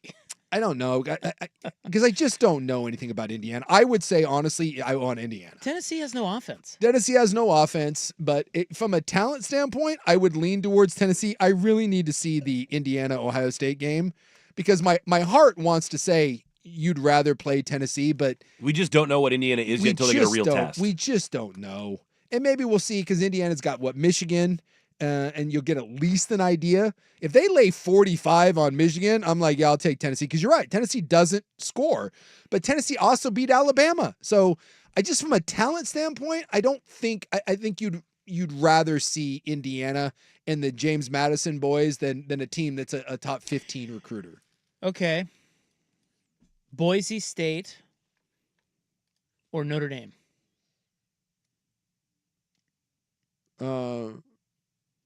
You're Oregon. You're Oregon. Again. You want Boise State again? I want Boise State again. familiarity helps you. Familiarity, lesser talent, and it's just lesser talent. And I know Genty is really good, and I'm a talent guy. I just am. At the end of the day, I'd rather run it back against them. I don't want to play a team that is more talented. And to a man, with the exception of Genty, Notre Dame and Tennessee are light years better talent-wise than Boise State. Like, you didn't play very good against Boise. Boise gave you everything they had. And you can play better, and you've had a chance to measure them now. And why did you beat Boise State? Because your athletes were just better, especially on special teams. And it's not that they couldn't beat you, but I'd rather play them than Notre Dame. Yeah, I think I'd rather run it back against Boise. But I'll tell you what, I'd be sweating bullets. Like, if that's the 12 seed, that ain't an easy out. Boise gave you all you could handle, and that was at your place. Power rank your Oregon. Power rank who you want to play most to least between Tennessee, Notre Dame, and Alabama. I don't want to play Alabama. Really? They're last. We're still worried about them? Talent. Just talent, and they've been there, and they beat Georgia. I know Alabama is so up and down. Alabama's the top team on that list as far as the one you don't want to face, and it's a tough call between Notre Dame and Tennessee. Notre Dame and Tennessee, because I both think they have serious flaws in both, and I don't think either team particularly scares me. Notre Dame is just, since that awful game against Northern Illinois, and I know they haven't necessarily played a ton of people, but their offense looks way better and they're scoring points. And Tennessee is so one-dimensional. I think I'm going to say that I would rather play Tennessee than Notre Dame. Okay.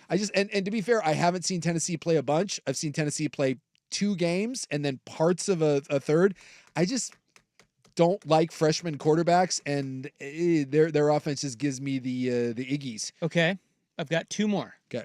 Power rank. This is through the prism of Oregon. Yeah. Power rank who you would want to play least to most between Georgia, Texas, and Ohio State. I don't want to play Georgia. Yeah, that's who you want to play the least, for sure. I don't want to play Ohio State again. I think I'd rather play Texas. Of those 3? You'd most rather... Is that what you think, too, there, Duck Boy? Yeah. Texas and Ohio State's really tough. It's the whole bird in hand thing. Like, you know, because you've lined up against them, what you can do against Ohio State. I think you'd probably rather play Texas than you would Ohio State, but it's hard to say. The thing that gives me a little bit of I'll play Ohio State again is their O-line is not anywhere near what it was when they played you, and they lost 2 guys in that game, and I'm not certain that O-line will ever be back. I just think on a neutral field, and if in that game, Ohio State gets you. On a neutral field, that's razor thin. Now, I think that Oregon continues to get better, and I think they're healthy, and Ohio State is not, and I'm not certain that that's the same Ohio State team, so that doesn't scare me. I think Texas, and I think they've got a quarterback issue right now. I really do, and so I know it's weird, but I think if I had to, I think I'd pick Texas. Okay, last grouping, you're Oregon. Who do you want to play least in power rank between Boise, BYU, Miami, and Indiana? BYU is the first team you want to play, right? Yeah. You want to play them? To play them the most. I think I'd play BYU. I don't think physically BYU is going to stand up against you. Then it's Boise. Then it's probably. Boise again. Physically, I'm not certain they can stand up against you. And then I think it's Indiana again. They haven't proven anything. And I know I'm not a Miami believer, but Miami can score. Miami's going to score points on you. I don't think they're going to stop you. I think you'd win. But we talked about this.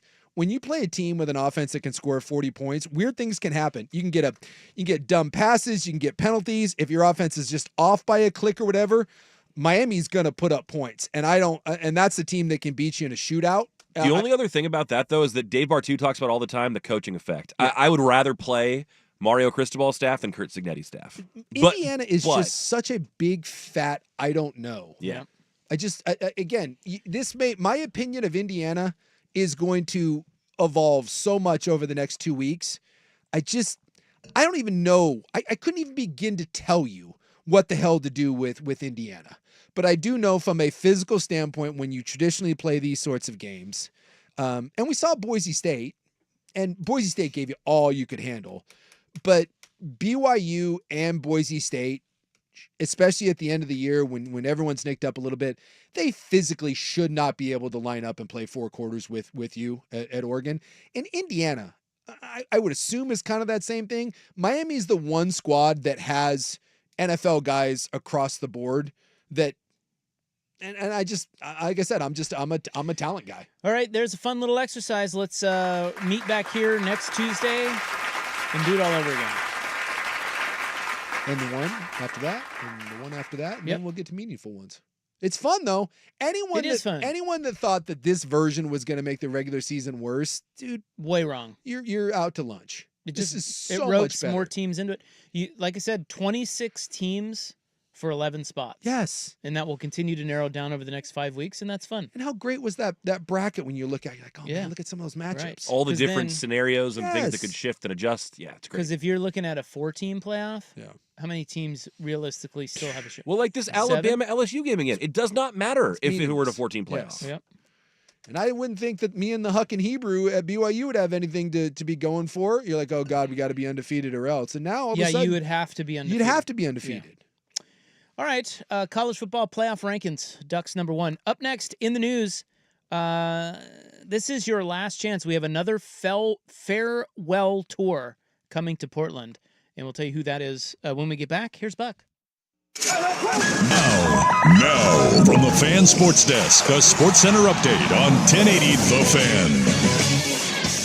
Ryan Buckley with this Sports Center update. First on The Fan, the first college football playoff ranking projection has just been released. And in the 12-team bracket, Oregon, the number 1 seed with Georgia 2, Miami 3, and BYU number 4. In this bracket, Oregon would play the winner of the 8-9 matchup. That would be between Tennessee, the 8 seed, and Indiana, the 9 seed. Some breaking news in the NBA. The league has suspended Sixers big man Joel Embiid 3 games for shoving a reporter in an altercation over the weekend. A handful of trades in the NFL on Tuesday. The Commanders acquire Saints Pro Bowl corner Marshawn Lattimore and send 3 picks to New Orleans. The Steelers acquire Jets receiver Mike Williams and Packers pass rusher Preston Smith. The Cowboys send a 4th-round pick to Carolina to acquire Panthers receiver Jonathan Mingo, and the Lions bolster their pass rush, trading for Browns veteran Zadarius Smith, Cleveland getting a pair of late-round picks in return. More sports scores and stories in 30 minutes. I'm Ryan Buckley at the 1080 The Fan Sports Desk. Listen live or on demand on the Odyssey app, the Fan's desktop player, or tell your smart speaker to play 1080 The Fan. The Fan is live on YouTube and Twitch. And now, Window Nation brings you on-demand videos. Watch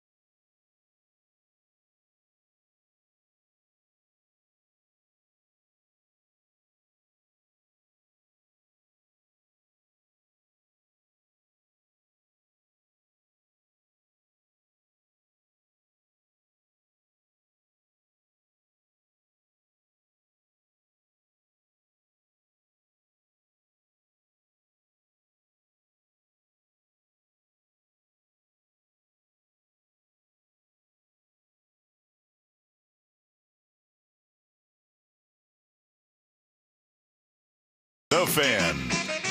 All right, welcome back.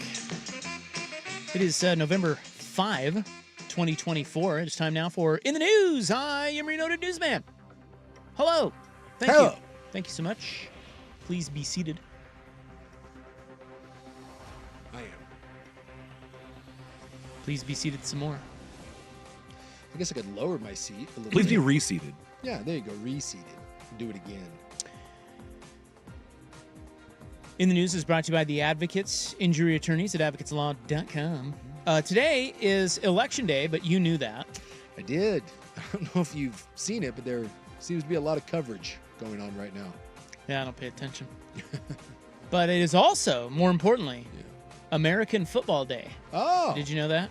Well, the sport that gave you life. Yes. If there's one thing in this country we love more than politics, well, It's actually, football. there's a billion things that we love more than politics, and football is number one. America. Well, do you remember that hide and seek with a cop event in Sherwood? Yeah, it seemed that a we little talked about? seemed a little weird, but you know. Well, the but you know won out. The what? Well, you said but you know. Oh, yeah. Well, actually, no. The weird part won out. Canceled. Yeah. I just think it was, Canceled. It was strange. Denied. Yeah. They just hide and seek and cops and all that. Did they have one of those things where it was just like have a cup of coffee with a cop or something? Get a donut. Can't play up on that angle or something. Sit down and talk to one. I don't know. Seems a little better than play hide and seek. That's just weird. It was a little bit of an odd idea. Yeah. And because of the public backlash, they did not go through with it. Well, again, they need to call some actual people and brainstorm this stuff. Just go out and just get actual people? Actual people. Do you think they're not actual people? No, they're too. It's like when you decide that you're gonna lizard wear people. Yeah, when you decide that you're gonna be leather jacket guy or you're gonna wear a derby hat. You don't have the wherewithal. You need second party confirmation, third, fourth party. You can't just look in the mirror and be like, hell yeah. And you can't ask your significant other, be like, hey, does this look cool? Because she may not want to hurt your feelings. You gotta farm that out to some people that are willing to break your heart and be like, dude, what the hell are you doing? Actual people. Yes, actual people. Not lizard people? No. Bottom line, their ass. Concerts coming to Portland in November. Sabrina Carpenter will be here, but who cares about that? I think she's coming Thursday. Oh, is that Thursday? Yeah, I think it's this Thursday. My kid cares about that. Well, She's the one she should care about is a farewell tour. Oh my God. I guarantee I've already seen the fair. I don't know who this is. I really don't. But I'm willing to wager, because I go see a lot of shows, I've already seen this band on a farewell tour because it's probably their fourth one. Okay. On November 30th at Moda Center. This will be the last chance for you to see the great Cyndi Lauper. All right. I stand corrected. I haven't seen Cyndi Lauper on a farewell tour. You gonna go see her? I'll go a step further. I've never seen Cyndi Lauper. You gonna go? Here's my thing. Rock November out 30th. to Girls Just Want to Have Fun. Yeah. It's a Saturday night. So that helps. I will not buy tickets, but if the BTJ wanted to go and there were some tickets laying around the station, okay, I'd go see Cyndi Lauper. Name another Cyndi Lauper song. True Colors. Nice. That might be my favorite. Does she do Time After Time? Yes. Yep, Time After Time. Yeah. Yeah. Like the She-Bop. You remember She-Bop? She can fill up Moda? I'm guessing Theater of the Clouds, maybe? No, it doesn't say Theater of the Clouds. Really? I don't know that she's going to fill it up, but I'm just surprised it's not a slightly smaller venue. Maybe she rocks. Cyndi Lauper back in the day, in the 80s, was a big deal. We're also forgetting the what is the theme to the Goonies? The Goonies, yeah. What is the good enough for me? It's good enough. I loved that song. Yeah, Cyndi Lauper's great. She is great. Greatness. I'd go check that out. And this is it. Not to the point of paying for it, although $25, $30. I mean, depends on where the seats are. Yeah, I'm not sitting. I'm probably not paying to go see Cyndi Lauper. Yeah, I don't think I am either, but I'd like you to take videos and send me one. I don't take videos at concerts. Yeah, there's never been a good one. Just go watch a music video. In the history of concerts and Well, phones. no, I like to see what they sound like. You know, like. But you how- can't really you hear it don't. through. The Well, you audio's kinda not good can. through your phone. It's crap. I go back and watch It some. just proves that you're there. Concert videos that I've taken. It's like videos of fireworks. It's Put your just- stupid exactly. phones down. You know Put what's your funny is like when you're effing phone down. when you're at a concert and you're digging it, and then you take a big song comes on that you want to hear, and you take a little video. Yeah. Because that's the one you want to hear. When you go back and watch those, they're never as good as you think. That's exactly what I'm saying. Well, Like, I'm not saying the video. I'm just saying the way they're playing it. Like you're just like, it doesn't sound as great as I thought it was when I was drunk and yelling at the show. Who was it? Billy Joel Armstrong, the lead singer of Green Day, when they were here. I forget what song it was, but he goes, guys, do me an effing favor. He goes, we're about to play something that like everyone knows. He goes, put your bleeping phone down. He goes, I promise you. He goes, you'll be able to see this video that we've done this song plenty of times. Put your phone down and just enjoy it. And I was like, thank you. Yeah, your personal version of this is not going to be better than a version that already exists. Yes. He even said, like, they were doing a cool thing, and I don't know if other bands are doing this. It was the first time I'd seen it. At the end of the show, on the big board, you scanned a QR code, and they will send you a big trove of photos and videos from that concert to your phone so that you don't have to take crappy cell phone videos and photos. That's a good idea. It was. And that's this thing. He goes, dude, we'll send them to you. Yeah. Just put your phone down and enjoy the show. Don't hate that. No, I thought it was a great idea. So Cyndi Lauper, November 30th.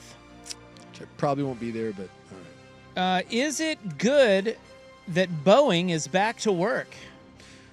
That could be debated, couldn't it? I would assume. Like, really? Well, I mean, there's doors falling off.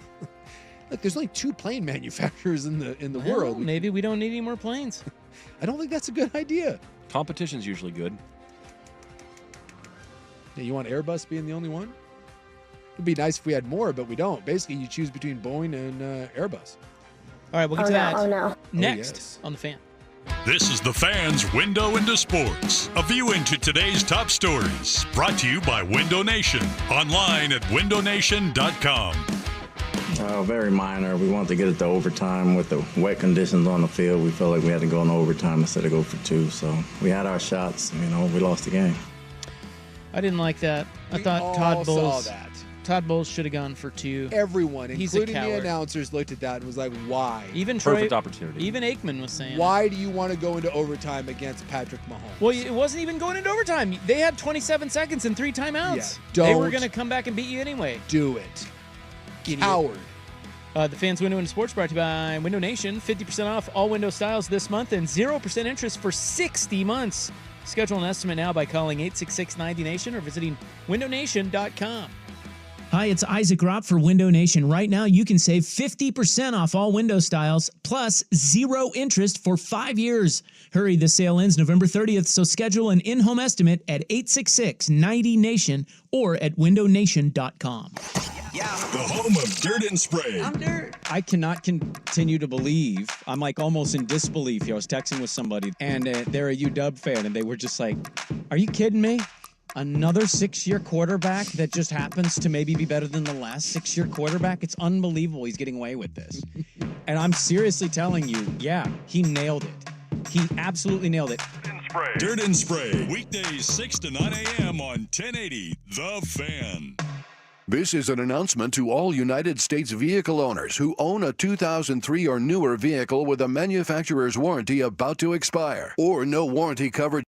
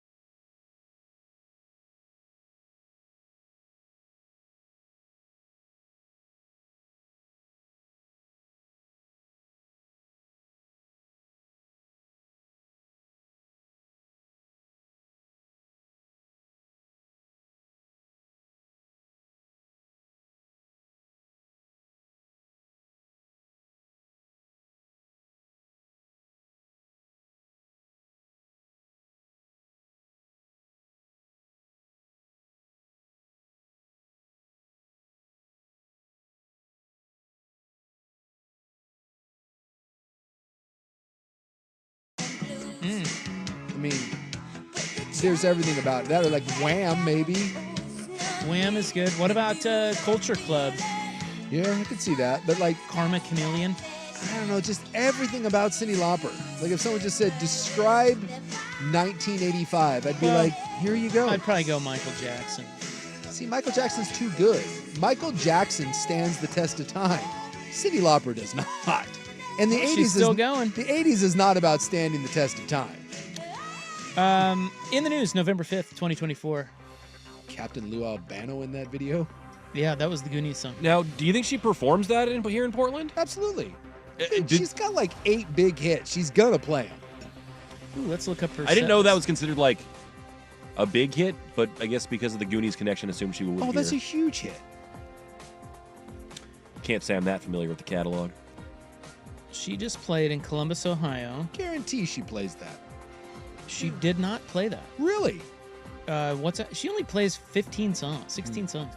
She opens with She Bop. Oh, she did. Yeah, she played second song. Yeah. Yeah, she went She Bop and then Good Enough. She comes right out of the gate swinging. Exactly.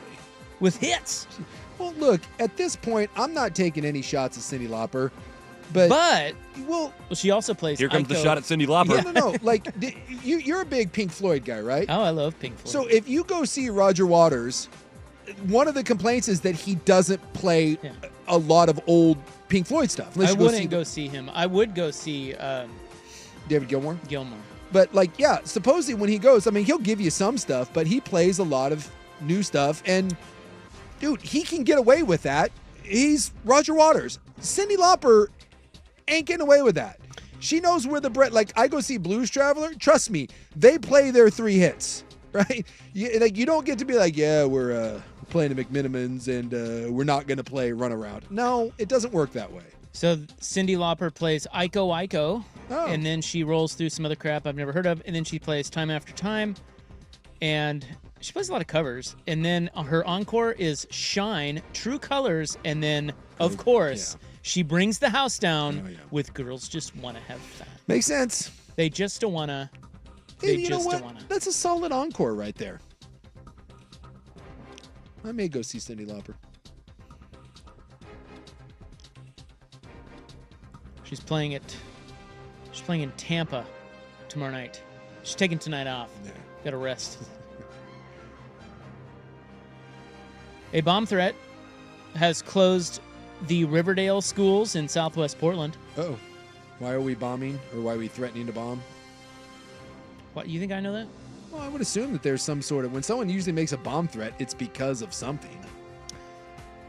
They closed their 2 schools, their high school and K-8 school, following reports of bomb threats. So the district serves about 600 families near Lake Oswego. They received email threats targeting the schools early Tuesday morning, and as a precaution, they canceled all their classes. But it sounds like the district was a threat, in a larger threat, to a lot of different school districts around the country, and it just happened to be mentioned. Okay. Yeah. That makes sense. I would just assume, like, if I would ever call in a bomb threat, not that I would, but if I did, there would usually be like a warning attached to it, like, hey, you keep this up. Well, that's what came in the email. Yeah, that's true. And then they went through the schools and they found nothing. Nothing. Well, it's because bomb threats rarely actually lead to bombings. Exactly. Because again, if you're going to bomb something, you would just do it. You would just do it. Why are you threatening? Yeah. I saw an interview once with a guy who, he was some sort of CIA guy, and he's like a threat analysis guy, and that's what he said. He was like, it's not the person that's, he said there's like stages to it, and if you're in this long enough, you know what is like, all right, this is leading up to something, or you get the person that comes out of nowhere, and that's the scary one that doesn't give you any warning. He just is like, hey, I'm gonna. He wasn't on your radar. Exactly.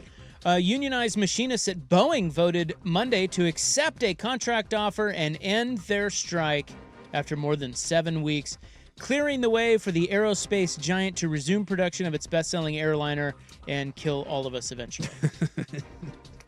And doors will be falling off real soon. I would assume that Boeing's got to tighten that up now, right? Oh, no. I mean, that's as much as they can. That's what they want you to think. Look, we're that's when the CEO comes out and we are taking every precaution. Well, I mean, I guess when they're But only, are they? well, when there's only 2 people making planes, I mean, I guess you probably don't have to be that buttoned up, but I'm assuming you don't want like your planes falling apart. Although they did kill 2 planefuls full of people and no one seemed to care. Like I said, is it a good thing that Boeing is back to work? I'm not sure that it is. It is kind of amazing that you can kill like 400 people because of your incompetence and like no one really does anything. You're like, Well, that Boeing doc is pretty shocking. oh Have yeah, you dude, watched it's that? terrifying. Yeah. They Yeah, it's basically like, do whatever they yeah, want. pretty much. Yeah, we should. You know, you said you should have started the in the pallet game. No. You should have started a major airline manufacturer. That's what you should have done. Building planes? Building planes. With all my plane building knowledge? You're right, I should have. Not sure what's the capital to start up a plane manufacturer since there's only 2 of them. Would it be profitable if you just made one plane and put it out into the world? Well, that's what the coolest thing in Oregon, right? That's that one plane. They only made the one? They just made the one, right? I don't know. You know what? I looked at what Boeing's worth, and it's kind of disappointing. What do you mean what they're worth? I don't know. I just looked up like how I was gonna say like how much is like if you wanted to start like your own Boeing. I just was wondering like how much Boeing was worth. So I just Googled like Boeing and their market summary popped up. The value of the company, you mean? It just says market cap. You know? Yeah. What is it? 118 billion. Like, I thought it'd be more. I think there's a lot of better industries to get into than aerospace. I just thought it'd be worth more, you know? Wait, is it aerospace? Airliner industry? I don't think it's aerospace. I mean, I don't know. I'm gonna get into the aerospace. I'm gonna put up a plane that goes anywhere in the galaxy. What do you think about that? I think that's Musk. I think he's doing that. And then he sends up that rocket and he catches it with the butt cheek thing and like they squeeze them together and I think he's got that. Yeah, you can rent out my plane, go on a party in the sky, fly you around. Do that. Looking at what companies are worth the most. Yeah, Apple. No way. Yeah. Oh, this was interesting. Yeah, like Boeing, you know, with the lame. Well, I'm whatever. sure Boeing has taken a big hit over the last couple of years, hasn't it? Yeah, but still, you know what Apple's worth? You said Boeing was what? 118 billion. Yeah, Apple probably 700 Yeah, try again. trillion. Keep going. Gazillion. Well, I don't even know what's after trillion. 3.5 trillion dollars. Ooh, it's a lot. That's pretty good. So let's Damn start. that, Steve Jobs. We should start instead of the pallet thing and Boeing. Start our own Apple. Can they make airplanes? I don't know. I'm assuming you're worth $3.5 trillion. I'm assuming you can make an airplane. Come on, go Steve Jobs. Let's get going. Well, there's a lot of collusion in the airline industry. I know that too. Yeah. They don't want you coming in. That's what the old rich guy, the old British rich guy. Who's that guy? Branson. Branson. Yeah, he bought Virgin. Yeah. And he always claimed that they boxed him out. Yeah, they want nothing to do. And he with was that. going to do it way better than all them. And they were like, "Yeah, no, you're not." Yeah.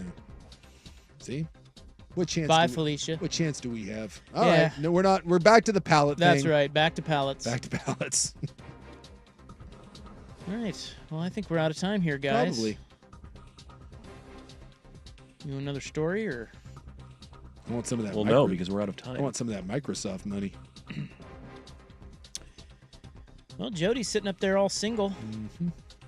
She's got some of it. What's up, Jody? She's in the Navy SEALs. Yeah, you're no Navy SEAL. No, I'm not. Being a man of I increase. got too much back hair. You know, you can shave that. Maybe she can do it for you. It's too hard to I bet reach. Navy SEALs, there's someone with some back hair. In sexy lingerie, she can pull out her bick.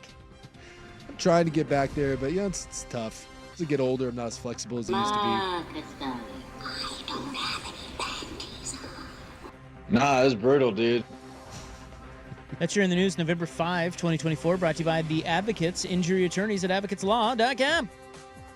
The NFL trade deadline has come and gone. There were some moves, yet another NBA injury, and a surprise quarterback benching in college. Next on The Fan. Hey, it's Dusty. Victor Rico's just dropped new menu items. Restaurant quality,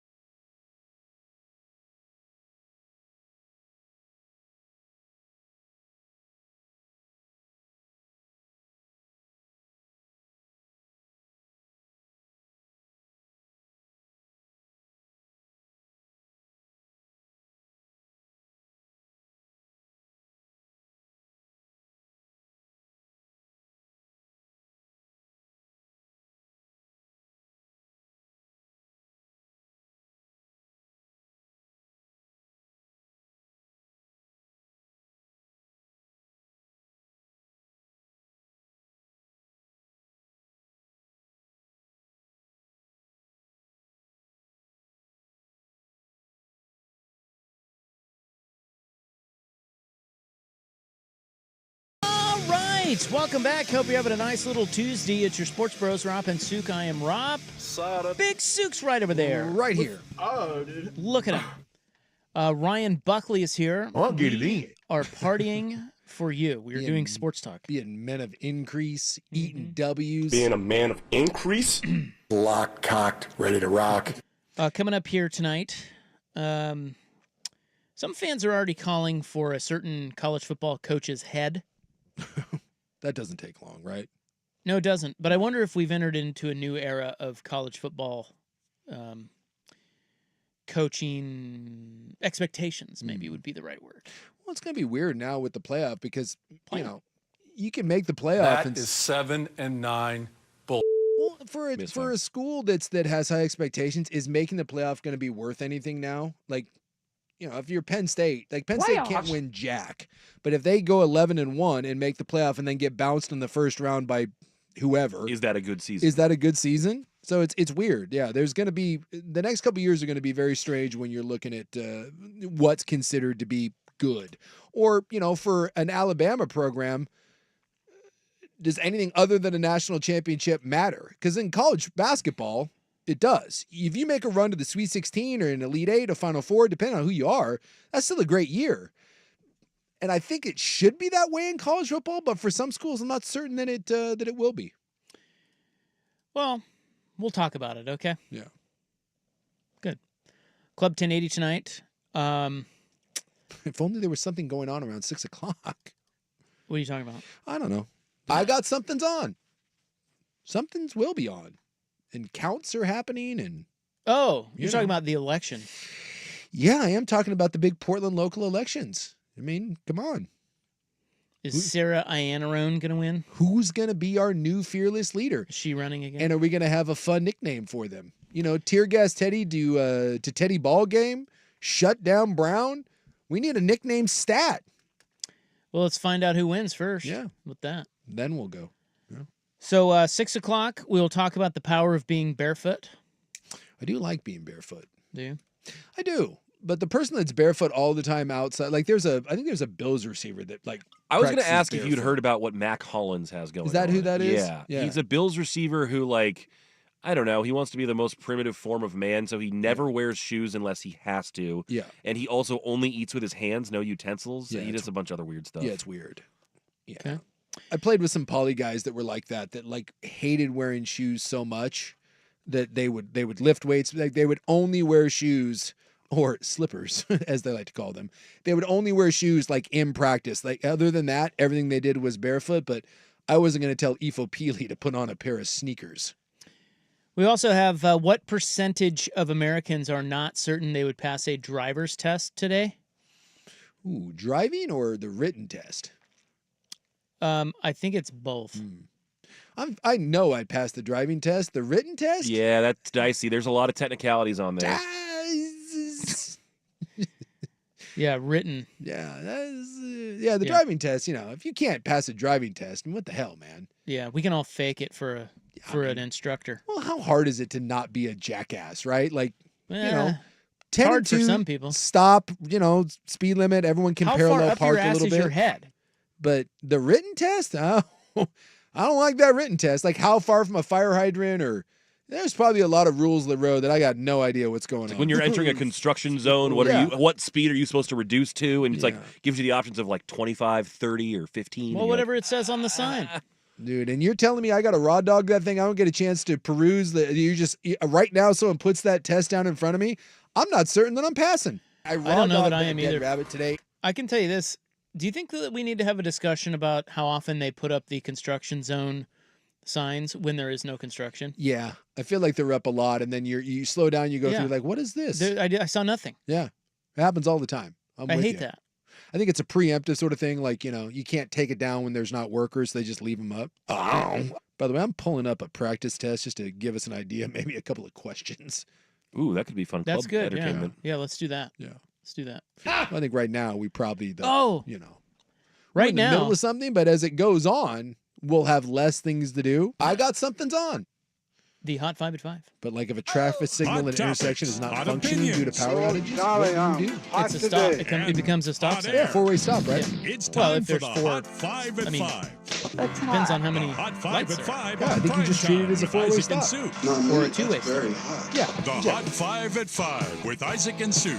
Brought to you on How the about that? Fan See, by I pass. Victorico's I like park your Mexican vehicle as food. far off the road Discover and wait for the power Victorico's to new restore. savory menu items. Order in store, online, or get it delivered straight to your door at victoricos.com. Well, I really enjoy the show. Thank you. Bye. Number 5. Ba-da-ba-ba-da. Hey, for some reason, the stupid Blazers won last night. Yeah. They're now 3-5. Yeah, Delano. What are they doing? They're winning. Why? Well, to be fair, the Hey, team, Utah won too. have you seen the teams that they're beating? Like, I think New Orleans was without it was either six of their top 7 or 7 of their top 8. I mean, I know, but you still got to lay down, don't you? well, they tried, and then they put in Delano Banton. They should have played Scoot. He was sucking eggs. I think you got to lay down. And then they put in Banton or Delano Banton, and he had 20 points in 12 minutes. It's the second most in a quarter behind LeBron this year. Blazers now head to San Antonio on Thursday. Greg Popovich is out with illness, and he's out indefinitely. Yeah, he had some sort of medical condition. And by the way, I hope he gets better because Greg Popovich, and we don't want to see anything bad happen, but doesn't he look like he's a walking medical crisis? He looks terrible and has for like 10 years. He kind of always has. Yeah, he looks awful. Just looks sickly all the time and Well, he probably is. pale and, you know. Is that partially because he's always just like slack-jawed? He always seems like his mouth's like Number 4. Looks like hell. Yet another NBA injury. Nuggets star Aaron Gordon is out several weeks with a calf strain. Denver 4-3 out of the gate. Anthony Davis of the Lakers leads the league in scoring, but he's hurt again. He re-aggravated a foot injury last night. Dude, and is there any wonder why no one watches? I mean, the NBA ratings are in the toilet. And it's just, you never know who's playing. Everyone's hurt. It is the most uninteresting league that I can remember. Like, I can't remember a time where the NBA has been this boring. And, of course, the Blazers. Sixer star Joel Embiid suspended 3 games for shoving that reporter after the game the other night. The problem is he wasn't playing in any of those games. No pay. As someone has pointed out, they should have punished him by making him play in 3 games in a row. Jaylen Brown will be out for the Celtics tomorrow as they play Bucks Warriors. Hey, the Warriors, by the way, are cooking a little bit right now. pretty good. Yeah. You know what they're calling Steph Curry and Buddy Hield? I don't, Why not? You're the Warriors guy. because I don't get to watch I'm games. trying to think of some sort of bosom buddy, Steph. What are they? Well, now I forgot. I was reading an article about it. That's great. Well, with Clay, it was the Splash Brothers. Yeah, yeah. I think they're calling them the Splash. What? Are you the Splash Cousins? What sort of lame? I got to go look Splash it up. Cousins been thrown around before. Let's see. No, hold on. I'll look it up. 72-year-old Norv Turner is coming out of retirement. What? Yeah.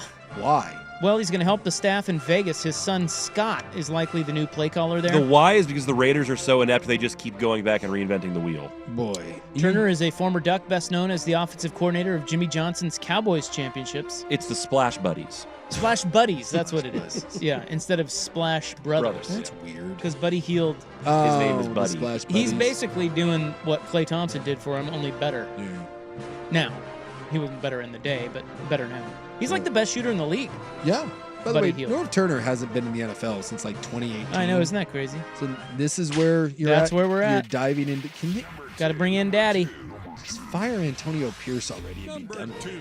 US Fired everyone else. USC benches quarterback Miller Moss. Yeah. Sophomore Jaden Maeva will take over. He is a transfer from UNLV, and he will start their next game against Nebraska after the bye week. Boy, life comes at you fast, right? Like Miller Moss was, had the nice bowl game last year, and everyone thought he was going to be the next great thing at SC, and they get the big win at the start of the season, and he just can't stop turning the ball over. So sit down. He'll be in the transfer portal, and everyone's service next year at he'll play at Boston College or something. The first official college football playoff rankings are out. There will be 5 of these each Tuesday before the big selection Sunday, which is on December 8th. Mike Riley among the guys on the committee this year, the people on the committee this year. Oregon is number 1. They would play the winner of the 8-9 matchup. Right now it would be Indiana-Tennessee. They have BYU winning the Big 12 and being the 4 seed, who would play the winner of Boise State, Ohio State. Yeah. Miami would be the 3 winning the ACC. They would play the winner of Alabama, Texas. And then Georgia would be the 2, and they would play the winner of Notre Dame, Penn State. We talking earlier, but other people have pointed out where you want to be if you don't have the bye is the 5 seed. Not a bad place to be. Yeah, the 5 seed is tasty. You play Boise. You get a home game against Boise, or the weakest one, and then you're going to get the worst of the Power 4 champs, probably like a BYU or an Idaho or an Iowa State, and then you got to play the number 1 seed probably. But that's, if you're looking for a path, that 5 seed can be pretty tasty. All right, the NFL trade deadline came and went today. There was some speculation that the Seahawks were looking to deal receiver DK Metcalf. That did not happen. The Saints have moved cornerback Marshawn Lattimore. He goes to the Commies for a 3rd and 4th round pick. The teams also swap a 5th and a 6th. The Cowboys traded a 4th round pick for Panthers wide receiver Jonathan Mingo. Boy, I do. Of all the trades, like that, you can understand where people are going. That one makes 0 sense to me or anyone else. As expected, the Lions get pass rusher Zadarius Smith and a 7th from the Browns for a 5th. Steelers trade for Jets receiver Mike Williams and pass rusher Preston Smith from the Packers. They give up a 5th and a 7th. The Niners get Texans defensive lineman Khalil Davis for a 7th in 2026. And the Ravens landed Pro Bowl corner Tre'Davious White from the Rams. Yeah, it was just hasn't been very good since the injuries. But I really like the Lattimore pickup, and then the Smith to the lesser, I guess not the lesser, the greater, I should say, of the Smith brothers who used to play together. That's a nice pickup for Detroit, who really needed some edge help after the injury to Aiden Hutchinson. So those are the 2 moves that I actually think, from a contender standpoint, really could make a difference. Victor Rico's Mexican food brings you the Hot 5 at 5. Discover Victor Rico's new savory menu items. Order in-store, online, or delivered straight to your door at victorricos.com. Are we changing expectations for college football coaches? That's next on The Fan. The definitive podcast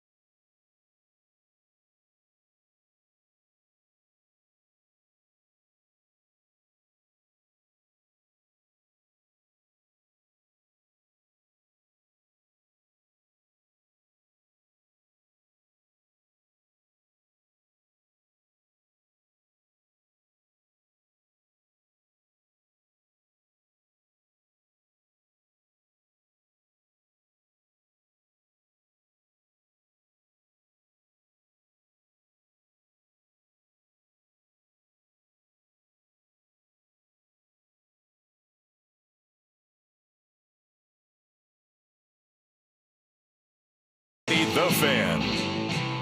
Nice to have you along. It really is. Thank you for being here with us. Well,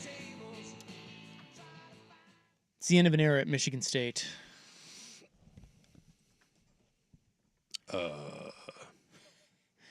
Hello?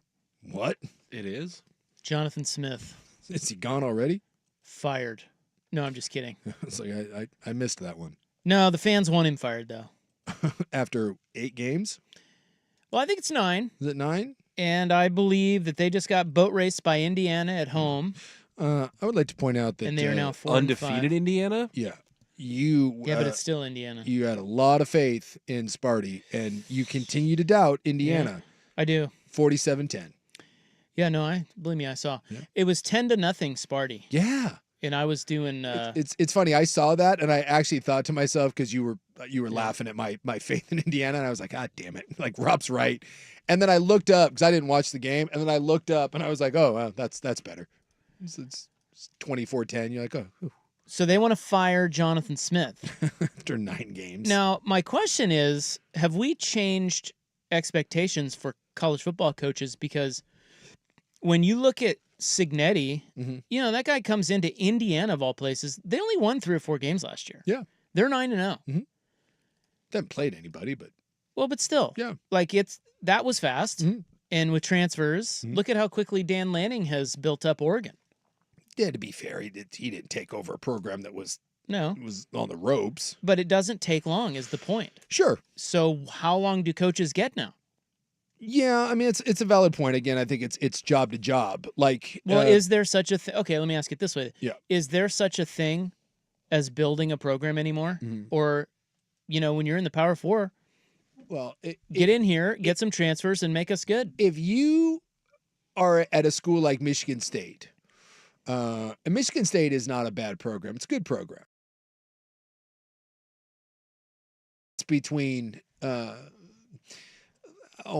would you say, like programs that are, it's like buying a new house. Like, they're move-in ready, right? And you may have to put your own touches on them. You have to paint some walls or, you know, whatever. You know, you can landscape a little bit, but it's a move-in ready house. And then there's projects, and the vast majority of schools are projects. And so if you're at a project school and you're expecting move-in ready results, dude, you're a dumbass. And yeah, you can find guys that are really dynamic, or you get lucky with some transfers and they're able to now with the transfer portal bring over their own guys, like with Indiana bringing over James Madison guys. I mean, Colorado is having a nice turnaround. And again, largely he brought in his son, who's one of the best quarterbacks, and Travis Hunter, and Dion was a force of nature and was able to do something in year 2. And he's done a nice job now. Give him his flowers. But for a guy like Jonathan Smith, I mean, Jonathan Smith is the definition of a program builder. But like, you can't look at what he did at Oregon State and be like, what he did was wrong, but it's not going to be in a year. So if you want a quick turnaround, you better not hire a Jonathan Smith. You better go out and find a young, dynamic guy that runs really innovative offenses that goes out and recruits his ass off. So you can't hire someone like Jonathan Smith at Michigan State and then be upset when it takes him 2 or 3 years to change the culture and get it pointed in the right direction. So there's different archetypes of hires now. 100%. That's interesting. Yes. Like if you, what is Jed Fish? And what is Washington? Like, where are they in this? Well, I think Washington hoped that they would stabilize it a little bit more, but I think Fish is a guy that's a bit of a builder. Like, why would you think that Jed Fish is going to turn anything around in 1 year? Even Jed Fish told you up at Washington that it was going to be a slow build, that this wasn't going to be just a quick turnaround, like an end all to be all sort of thing. So, I mean, if you're UW, yeah, it shouldn't take 4 years to turn a program around at the University of Washington.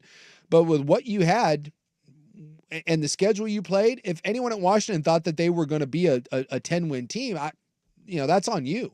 That's just having poor expectations. All right. Well, rest in peace, Jonathan Smith. Well, and that's a shame. We hardly knew ye. And I hope it doesn't turn into that. I really don't. Well, I think it is going to with fan bases. No. Their fan bases, you That's know ignorant. how they are. That's ignorant then. Well, but you think fans are smart?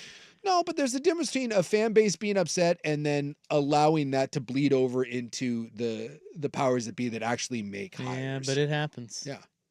But Pressure. like Billy Napier, I mean, he got a couple years at Florida. It's not working. Probably should move on. But even at schools like Florida, it can take a little bit. Sark took a little bit at Texas, right? Like there was some talk of what the hell's wrong with you, and that's at Texas. You know, Brian Kelly hasn't won anything down at LSU. I thought he won a Heisman Trophy, but Brian Kelly's a damn good coach, and LSU's really, really stinking good as a program. But you know, they may get. Last year was not the year they wanted, and this year, if they lose here, they're out of the playoffs at a 3-loss. Sark, clip. basically 2 seasons. 2 seasons, and then he went 12-2. And the third year, right? Yep, Yeah, third year. Third year. Sugar Bowl. So I believe. So is that the expectation? Then? I think within 3 to 4 years, if you don't have it pointed in the right direction. Now for Michigan State, I mean, my God, it shouldn't be, going to the Sugar Bowl, but yes, in going into that 3rd or 4th year with Jonathan Smith, if you're getting blown out by Indiana by 30 plus points, yeah, you should probably be upset. You want to see progress each and every year. But Michigan State is not Texas. They're not LSU. It is a program builder. In fact, why do I always get D'Antonio and D'Antoni mixed up? How long did it take him? Because he had the best run. Michigan State guy? D'Antonio? D'Antonio. He had the best run there. I mean, his run there was incredible. Made a college football playoff. He went his first 3 years, 7-6, 9-4, 6-7. Okay. And then 11 wins, Yeah. 7, 13, 11, and 12.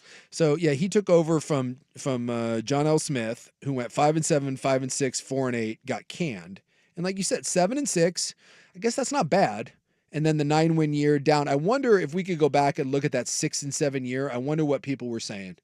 I wonder what people were That third year. Follows up a 9-4 with a 6-7. Say, fire his ass. And then he pops off. And then he went 11-2. 11-2, 11-3, 7-6, 13-1, 11-2, 12-2. So, and then he had, then he kind of the fall off there, and eventually it wasn't good enough. 2 7-6 seasons got him fired.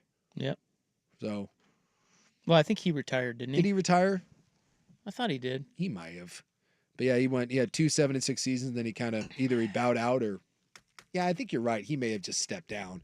But I always wonder when that happens, how much of that is, are you really stepping down or, are we like, eh? Yeah, it's just an interesting time, Yeah. And what fans expect from their coach. Yeah. With NIL and the transfer portal, if you get the right guy, it should be instant. Well, not instant, but it shouldn't take long. It can be quick. It doesn't take that many transfers. No, the transfer portal, but also remember the Mike Norvell thing. Be wary of the transfer portal quick fix. Oh yeah, Mel Tucker had it. For sure. Mel Tucker had that transfer class with Kenneth Walker and all those guys. It works both ways. Wait for Indiana. Yeah, we'll see. Because it's one thing when you can come in with the transfer portal, but in order to build a program that's sustainable, Dave Bartu says this all the time, you have to be able to recruit. And the transfer portal year to year, it's just not a sustainable model. Oh, break. Okay. You want us to break already? Yeah. Well, that's what the clock says. What about Brent Brennan at Arizona? Well, then you better talk about it. Well, my. What about that? What do you mean? Well, how long does he get? Or we could talk about him next. Well, we're moving on next. I got NFL. Again, so what do we think of Brent Brennan? No one should get fired until you've had 3 years. 3 years? Yes. Minimum. Okay. 3 years. After the 3rd year, if there's no progress, feel free. Flush it. You don't got to be Trent great. Bray? You don't got to be great in year 3. Again, 3 years. If you're hiring a guy, unless it's an unmitigated disaster, you give him 3 years. And I don't fire him after 3 years if there's progress moving forward. I don't need 9 wins, but I need to see recruiting and I need to see progress going forward. Otherwise, flush it. This is Lincoln Riley's 3rd year. I think next year is absolutely huge. If Lincoln Riley falls on his face next year, if I'm USC, I say thanks, but no thanks. He went 11-3. Yep. Then 8-5. Yep. And now 4-5. Next year to me is absolutely enormous. And I would have no problem firing him if next year is another 500 season. Does he get fired this offseason? Nah. They owe him a lot of money too. It's like $80-something million. Who would coach USC next? I don't know. I don't know where you go. I'm interested in what that job even is, like what people think of it. Well, Lincoln Riley thought a lot of it. Well, you know what? And he's not winning recruiting battles there in California either. That's one of the more puzzling ones. I really thought that there would be better results. I think a lot of people did. Kind of feels like West Coast Florida right now, where there's just the pedigree's there, but there's so many cooks in the kitchen, it's hard to get progress and things done. I don't know. How does he? I just don't understand. It just seems like something's off there, even though it used to be on for a long time. But something's been off there every year, with the exception of the Pete Carroll years. Yeah, I mean they were bad before Pete Carroll got there. Yeah. That's why I wonder. I mean, maybe they're just an overrated program. But he's a hell of a coach. He is. I just wonder what that job really is. Well, I think he's a hell of a coordinator. I don't know if he's a hell of a coach. Well, Oklahoma. I mean, come on, man. He was great. He was good. He was great at Oklahoma. He was great at Oklahoma. I mean, he took over for Stoops, right? Yeah. And Stoops, and he had success with that. But then, great. I mean, why did he leave Oklahoma then? Well, because it's U.S. freaking C. Okay, is that a better job than Oklahoma? Apparently not. It is. It is a better job in every way than Oklahoma. You think he regrets leaving? Because I bet he does. I think he's sitting there right now being like, hell, I got to figure out a way to get a quarterback in here and win. He went Oklahoma 12-2, 12-2, 12-2, 9-2. That was COVID. 10-2, and left. Yeah. Yeah, come on.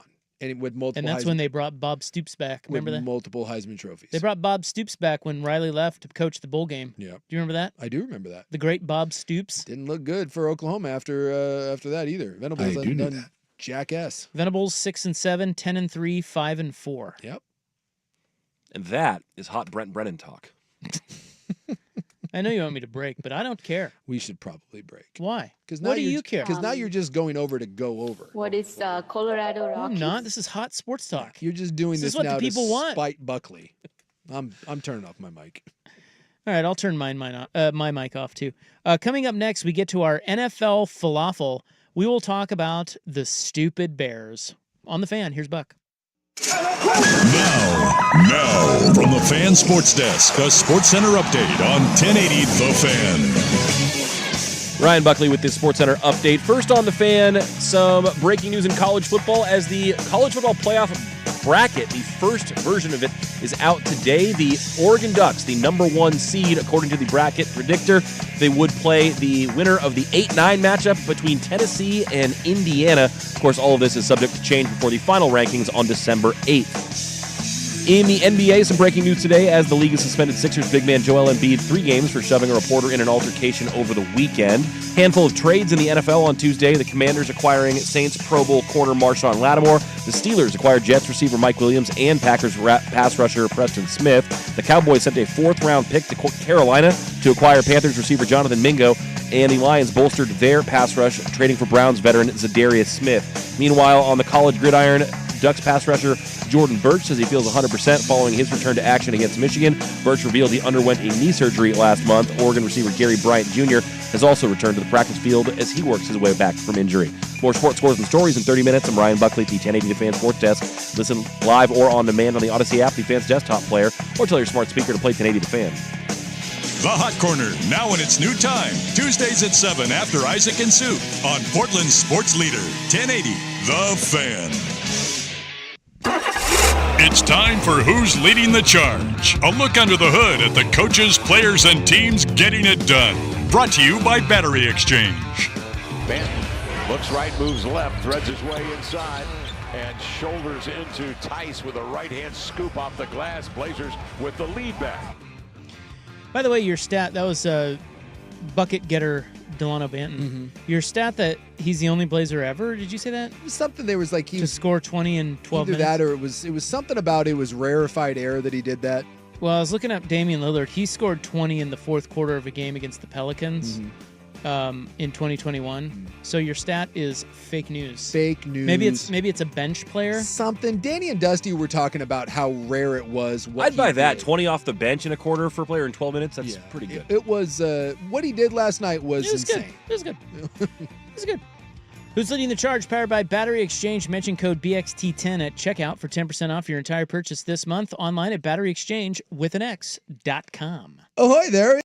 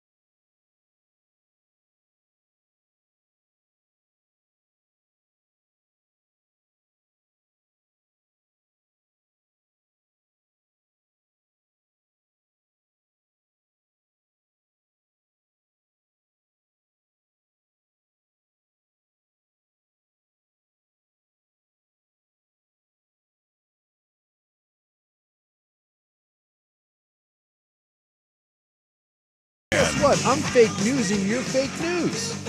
Roving reporter Dusty Harrigan. Yeah, it's not right though. Banton's 20 fourth quarter points were the second most by an NBA player this season. I said that. LeBron had 22. Yeah. Right here. Banton is the first Trailblazer to score 20-plus points in 12 or fewer minutes in team history. Okay, but that's not true because I'm looking at a list here that says Damian Lillard has 26 quarters where he has scored 20 points or more. There are 12 minutes in a quarter. This is from the Blazers PR staff. They couldn't possibly be wrong. You're telling me that the Blazer PR staff couldn't figure out what you figured out in like 2 seconds? Yes.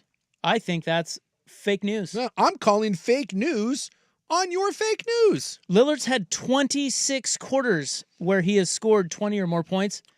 That's 12 minutes. So how on earth could Banton be the only player to score 20 or more points in 12 minutes? Someone reach out to Blazers PR. I don't know what to tell you. How about you reach out to him? You're reporting this fake news. Oh, right here. I'm pissed off. I got it right here. Roving reporter Dusty Hara calling fake news on you calling fake news. Well, it's wrong. And I heard it on Danny and Dusty. Therefore, I'm saying their news that show. is accurate. Fire that show. You can't be disseminating fake news to the people. Not up in here.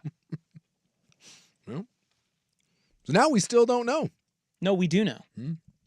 The stat's wrong. It's a good day for a fake news off. Yeah, it is a good day for a fake news off. Well, now to our NFL falafel. I do like a good falafel. Me too.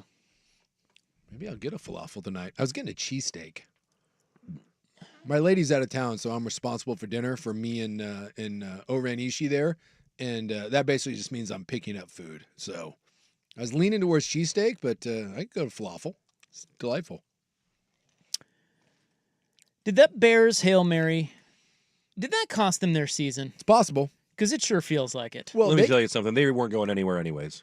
No. Well, that's fair. But, I mean, they almost won that game. They had Washington beat, and Washington we consider a contender.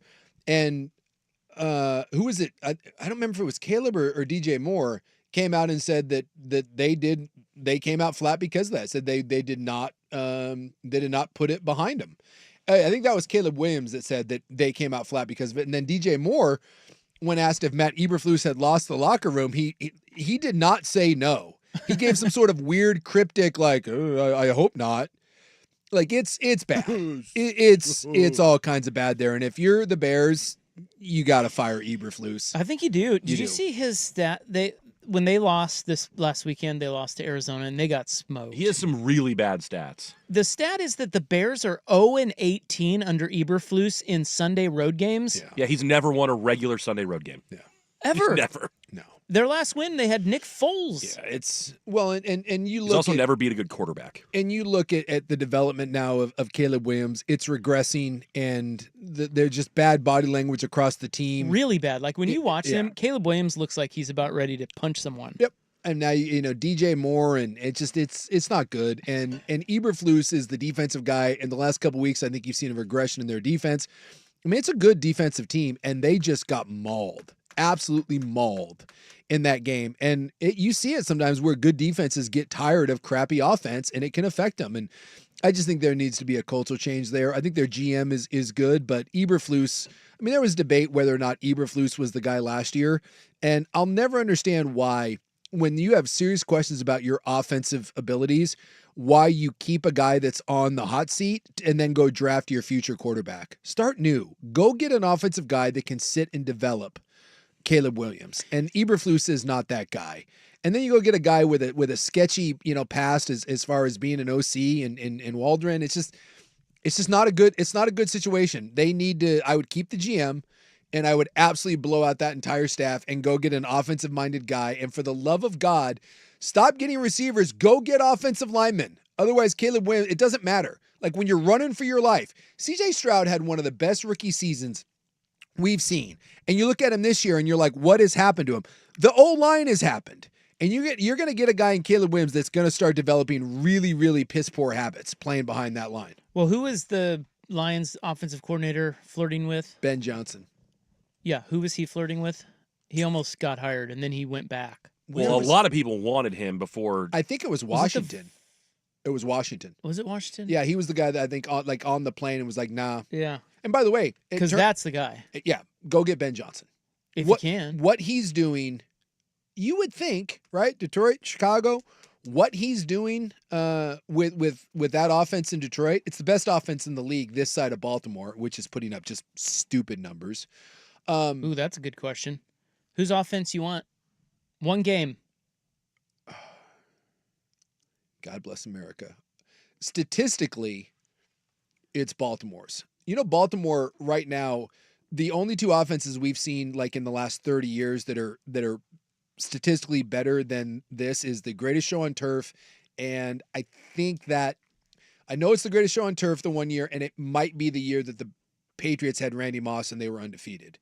Those are the only two as far as like EPA and some of the advanced metrics. I mean, what Baltimore's doing is just dumb. I think they're averaging like 7.5 yards per play. I mean, they're ridiculous. But I really like Detroit's offense. It feels harder to stop. It does. Like Detroit feels literally unstoppable. So, I mean, it's a flip of the coin, but I think I would take Detroit's. I would. But, I mean, you can't go wrong. They're the two best offenses. And if you're Chicago, just go take a butt ton of money and throw it at Ben Johnson and be like, by the way, we give you Caleb Williams to work with. Here's 4 years. You know, we're going to give you a bunch of money, and all you got to do, because it's a good roster, right? We're going to revamp our O-line a little bit. We can go do that in free agency. You have a good defense and get that guy playing right. I mean, it just seems to be a no-brainer. Matt Eberflus is not the guy. He's just not. Move on. Lions were out in the weather in Green Bay. Looked good. What I loved about it so is... much for a dome team. Right? And Goff talked about that after the game. He said, and by the way, he is a notoriously poor cold weather guy in the rain. I saw someone push back on that recently, that it's not...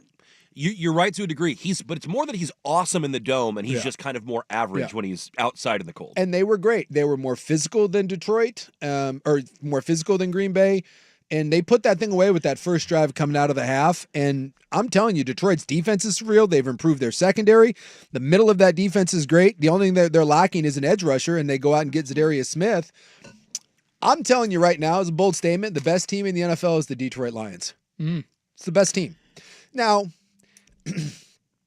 Kansas City is undefeated, and they just, until someone does it, Kansas City's king. But who I think looks best right now, Detroit. But we can say that Kansas City continues to look kind of average, and yet they find ways to win. Well, Detroit wouldn't have to play them to the last game of the season. No, I would love to see that game.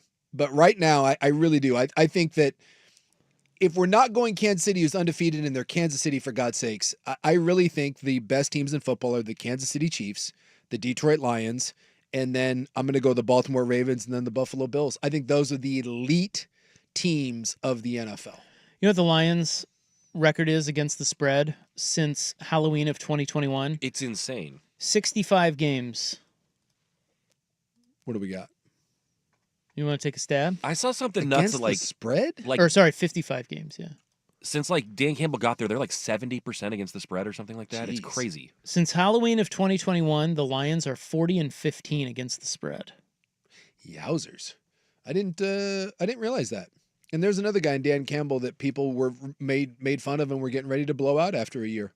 And now look at him. Well, going back to Ben Johnson, that's the guy. Somehow keeping him there and keeping him out of Washington that was huge. Was amazing. Will he go to New Orleans? Will he go to Chicago? If Chicago moves on, I could see him in Chicago with Caleb.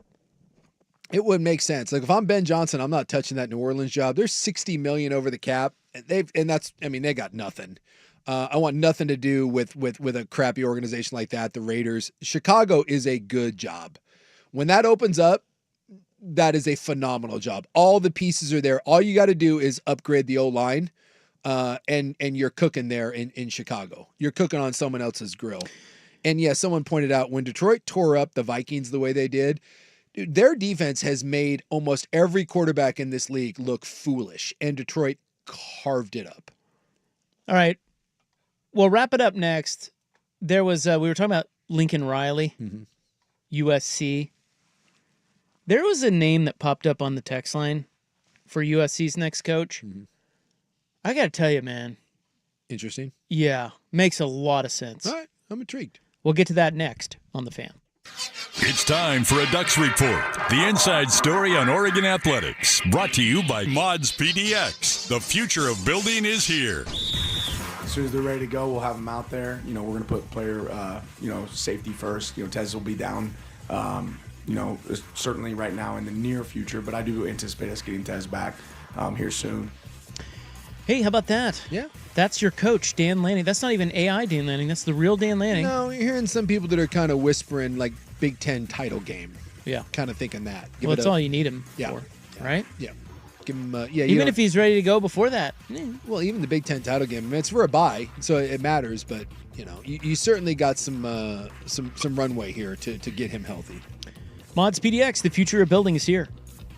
If you're considering new construction and want it done right and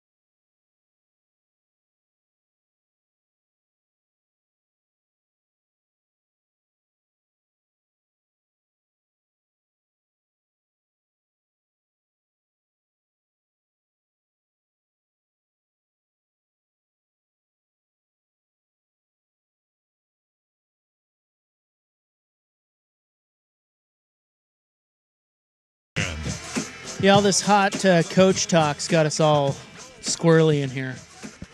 It's hot. I'm certainly aroused. But, we were talking about Lincoln Riley and, what the hell the USC job even is. And, yeah, it's just weird. Pete Carroll's the only guy that's really grabbed a hold of that thing and done anything with it for basically the better part of 30 years. Yeah. The offense was ripping. I mean, if you even go back past like before Pete Carroll. Well, yeah, John. I mean, you went all the way back to the glory days. Yeah, but that's like way more than 30 years ago. Oh yeah, it's a long time ago. Yeah, yeah. I'm looking here year by year. So after Pete, well, if you want to go before Pete, was Pete, Paul Hackett. He's terrible. So Paul Hackett 5-7, 6-6, 8-5, and then John Robinson. So you got to go mid-90s. John Robinson. They won the Rose Bowl. They were good. Yeah. Mid-90s, dude. But John Robinson the first time around was So it's about 30 years ago. was better in the 70s. But yeah, since Carroll, Laner they've went won. 8-5, 10-2, 7-6. I mean, they've won games. Clay Helton won games. Sark won games. Riley even went 11-3. 11-3. But played in it's the Pac-12 just title game. it's just the expect. Maybe that's what it is. Maybe it's just the Expectations. program is telling you what it is, and it's skewed because of what Pete Carroll did there. He was special.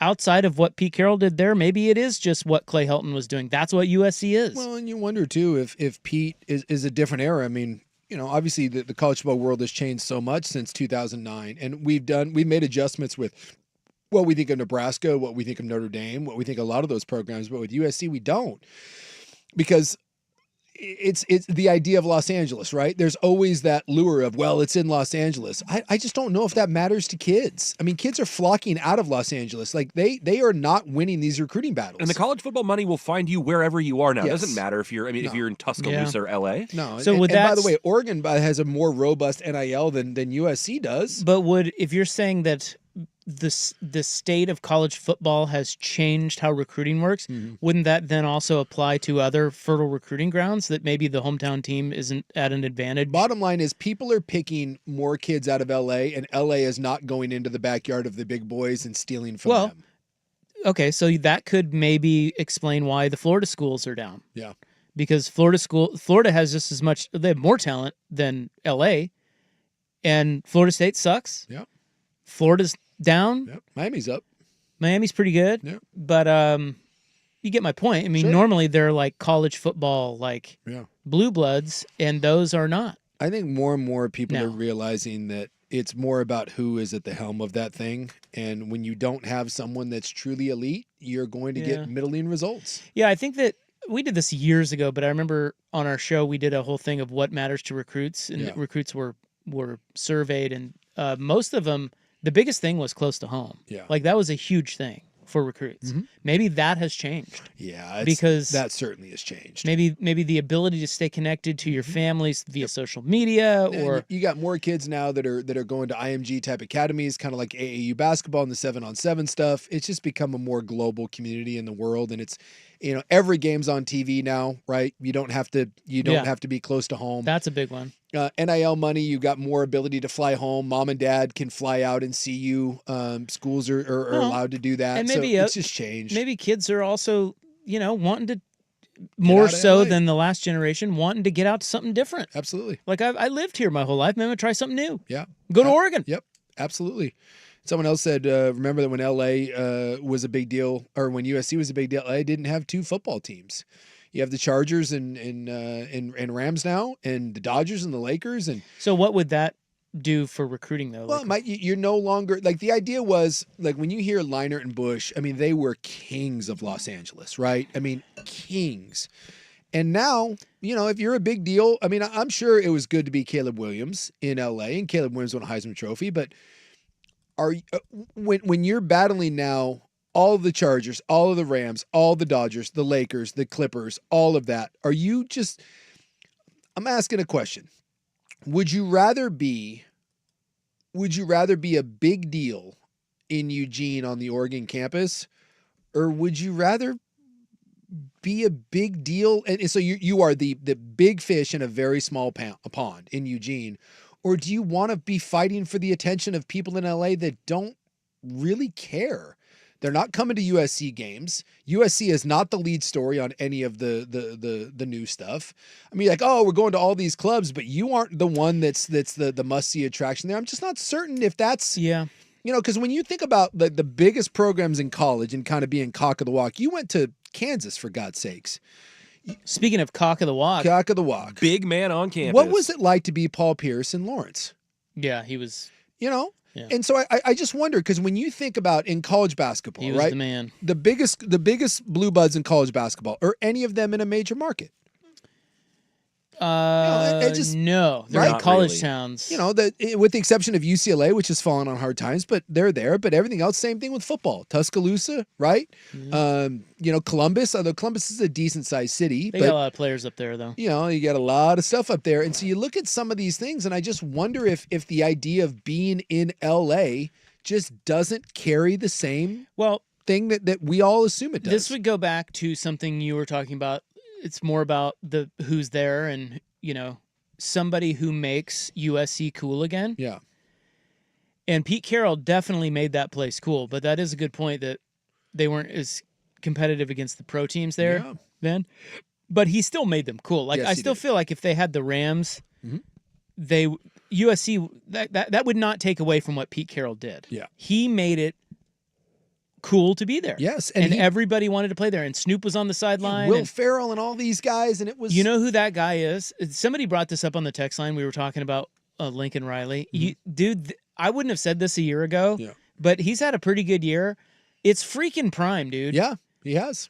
Prime He made to it cool. USC would be... that bull junkie wrote. I tell you what, He if would make it USC is cool. looking to do something different, that's the guy. Yeah. If you want to recreate, kind of... If you want the glitz and glam hype, yes. Yeah, and that's what Pete Carroll did. He embraced that, and Dion would bring that in spades. And oh, by the way, Dion can recruit, and Dion is a pretty good coach, it turns out. Yeah, he's having a year. It certainly would be interesting. I mean, we'll see what happens here, after Shedeur leaves. But yeah, like USC was a cool place, and when you think of cool programs right now in college football, and look, I'm all for tradition. USC is not cool. No, they're not. The tradition thing isn't cool. Oregon's cool. Oregon's cool. Oregon's cool right now, and it's not.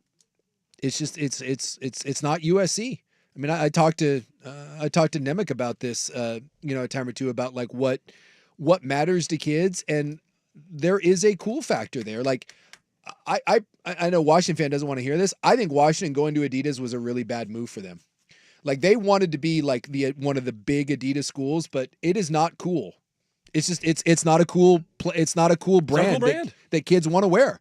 It's just not, and that has an effect. That and right now with USC and the one jersey and the no names on the back and kind of the stuffy, kind of the we're USC thing, it's not working right now on a lot of those kids. And I think that a major culture shift in LA and someone to embrace the glitz and glam of LA, and I thought Lincoln Riley would do that. And it just hasn't clicked. All right, let's get into the club. We'll talk about the power of barefoot and what percentage of Americans are not sure they'd pass a driver's test today. And I think we may fall into that. Well, 100% of us are not sure we'd pass a driver's test. I've got the driver's test pulled up. So we'll get to that next in the club on the Fan. Hey, what's up? It's Rob sticking around for the Nash. Best deal they have offered yet this November, this month only. If you need windows for your home, you will not find a better deal. Right now at Window Nation, you can get 50% off all window styles. Any type of window you need or want, 50% off plus 0% interest for 60 months. Call 866-90-NATION or visit windownation.com to get on their schedule. They'll come out, give you a nice estimate. You don't have to go through with it. That's all free. You don't have to pay a penny. But if you decide to do it, you get half off all your windows, and you don't have to pay a dime of interest, no payments or anything for 5 years. 866-90-NATION or windownation.com. A couple of other reasons to go with Window Nation. One, their installers are the most experienced in the industry. Windows are all they do, and they will install in a day or less. When you call them, they'll come in, get it done, and it's all covered with a lifetime warranty, so you don't have to worry about anything down the road. Energy costs, at least 10% higher through the winter, so you're going to be able to save that money as well. So the savings add up at Window Nation right now, where you get 50% off all window styles and 0% interest for 60 months. Tell them you heard it from Isaac on the Fan. When you set up your appointment, call 866-90-NATION or visit windownation.com. All right, gentlemen.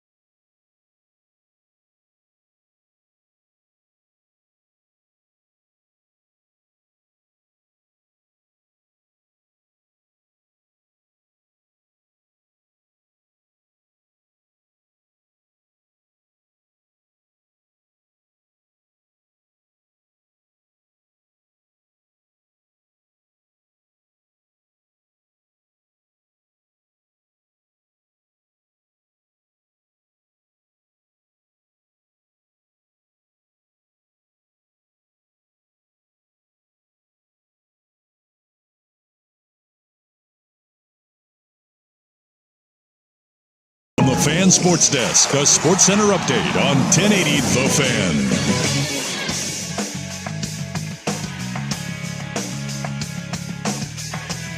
Brought to you by PG Long Floor Color, covering carpet, hardwood, or laminate, flooring, cleaning, or restoration. Call PG Long, your Northwest flooring experts, at pglongllc.com. First on The Fan, the first college football playoff bracket is out. The Oregon Ducks, as expected, number 1.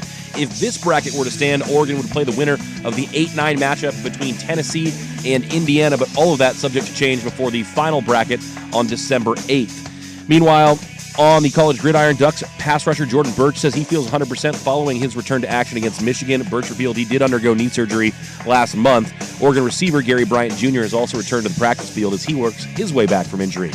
In the NFL, a handful of trades today. The Commanders acquire Saints Pro Bowl corner Marshawn Lattimore. The Steelers acquire Jets receiver Mike Williams and Packers pass rusher Preston Smith. The Cowboys send a 4th-round pick to Carolina to acquire Panthers receiver Jonathan Mingo, and the Lions bolster their pass rush, trading for Browns veteran Zadarius Smith. More sports scores and stories in 30 minutes. I'm Ryan Buckley at the 1080 The Fan Sports Desk. Listen live or on demand on the Odyssey app, the Fan's desktop player, or tell your smart speaker to play 1080 The Fan. The Fan Merch Locker has a new long-sleeve tee and hoodies in your favorite college colors. Get yours now at 1080thefan.com. The following show may contain adult themes not suitable for children. Shut the hell up. Club 1080 with Isaac and Souk. It does go well with a chicken. I didn't know hanging out with you was making me smarter. Full disclosure, Morty, it's not. Temporary superintelligence is just a side effect of the mega seeds dissolving in your rectal cavity. Oh, man. Yeah, and once those seeds wear off, you're going to lose most of your motor skills, and you're also going to lose a significant amount of brain functionality for 72 hours, Morty. Starting right about now. Club 1080 with Isaac and Souk is brought to you by Pub Beer, the official beer of cheap fun. None of the jelly bean in my dome. Bodies fall out of Hershey's. Buy 2 windows and get 2 windows free. So if you need 8 windows, you get 8 windows free. No, 4 windows free. Does that make sense? Wait, 8, 2, 4. Yep, 4. No, 8. I don't know. Oh, I'm hurt. I got something's on. America, yeah! Trucks, balls, uneducated beer! Yeah, uneducated trucks, balls, yeah! Uneducated balls, yeah! Screw the learned people, no! Wow. It's pretty aggressive, Souk. That was intense. Why are you always yelling at us about flags in America? Because that's what we do, man. Yeah, man. It's about flags. Love our flags. Yeah, flags! Welcome back. Flags and trucks. I need to get myself a truck stat. Yeah, trucks, balls, yeah! I'm truckless right now, and I feel inadequate. I do have a Bronco, though. I test drove a truck recently. Did you? Yeah. I didn't like it. You're like, eh. It was fine, but more than I need. You used to have a big old Dodge. You used to be truck guy. I had a Dodge Ram. Yeah, I love that truck. You rammed it. It was a great trucks, truck. balls, yeah! Yeah. Then you went to a Nissan Leaf. Now I have a little Beetle. A little bug. Is that what they call them? What do they call those little, like Herbie? Yeah, that's a Volkswagen Bug. Yeah, I got a little bug. It's a Beetle, but I'm just kidding. They call it the Bug. I got a Beetle. I'm over here saving the world. I'm an EV guy. What can I tell you? Saving the world, unlike you. Still driving the Subaru. And believe me, I'm disappointed every day I see it out there. Actually, you know what I'm driving right now is a Subaru as well. Okay, I thought I saw you driving a Subaru. Uh-huh. Well, no, we just have one car right now. What? Well, we're in between. I thought you had like a Highlander or something. Yeah, we gave that back. So now you're in a Subaru, huh? The mom wagon wasn't working for me. So now my wife's car is a Subaru, so we share it. So now you've gone to a more mom wagon. Are you in the Outback? Is that what you were doing? Yeah. Yeah, you are. Subaru Outback. I think I'm going to get a Vespa. Tootle around on that. Might be a little tough in the rain. You know what you should get is you and Souk should get like a motorcycle sidecar combo. Aw. Cute. You can ride with your little scarf and your goggles. Can I be in the sidecar? Yes. Little Molly Two Poops got to be in my sidecar. There you go. Yeah. With her little goggles. Yeah, she can ride in my lap. We can go a 3 style. You get a mini motorcycle and sidecar for Ka and Molly Two Poops that just goes side by side. You two. Ooh, that'd be cool. They'd be buddies. My dog is like when Ka rides in our Bronco. That's the one if we take him anywhere, it's alarming because his head he sticks his head out of the windows. He goes in the back, and so you'll be at a stoplight or whatever, and he kind of goes back and forth, likes to check out what's happening. So we don't open the window all the way. We just open enough to where like he can get his head out. But it's alarming when you see he's just so big. It's hilarious to see people's reactions if they don't really notice him at first, and then they glance out and there's just this thing that's like hanging out. But he loves it. He loves going on rides. Why do dogs like to stick their head out the window when you're driving? The wind. I think the wind feels good. And you can probably think about all the smells that are whipping by you. You know, Yeah. check out what's going on. But He then loves it. sometimes it's a little too much. Yeah. And they're like, whoa, I got to go in. And go back in. Then he just goes to the other side. But yeah, I mean, I've had varying degrees of dogs that like going on rides, but dude, he loves it. That's like his favorite thing. Even when it's super cold or raining, he gets upset if he's not able to get a head out the window. He sits there and he punches at the window. And then I always feel bad. I'm afraid he's going to knock the window out. So I just, even if it's bad out, I roll it down for him, and he gets his big old dumb head out there. And, you know, people love it. Everyone's always, I've had people like reach out and want to pet him at lights. He's a dog of the people. A quarter of Americans are not certain that they would pass their driver's written exam if they were asked to retake it now, according to new research. I feel very confident about the driving test, but the written test, it spooked me a little bit. But I was looking through some of the practice ones that are online. Yeah. And the samples only give you like 10 questions. You'd be fine. A survey of 2,000 adults who drive examined how savvy respondents are about the road in their car, finding that just 40% are absolutely certain that they remember and follow all of the safety precautions that they learned when they first started to drive. Yeah. Like I went through like 3 of these because they only give you like 10 questions. So I did 2 or 3 of these. Well, I'm on the 3rd one now. And there's definitely some that may trip you up, like the number of feet, like you should park away from something. But a lot of this stuff, dude, it's not that bad. It's like, all right, let's take the test. Okay, it's like one of them was if you pull up to an intersection and the stoplight is out. Yeah. You know, we did that one. Treat it like a stop sign. Treat it like a stop sign. Yeah. If a green arrow turns into a solid green light, you may still turn, but you must yield.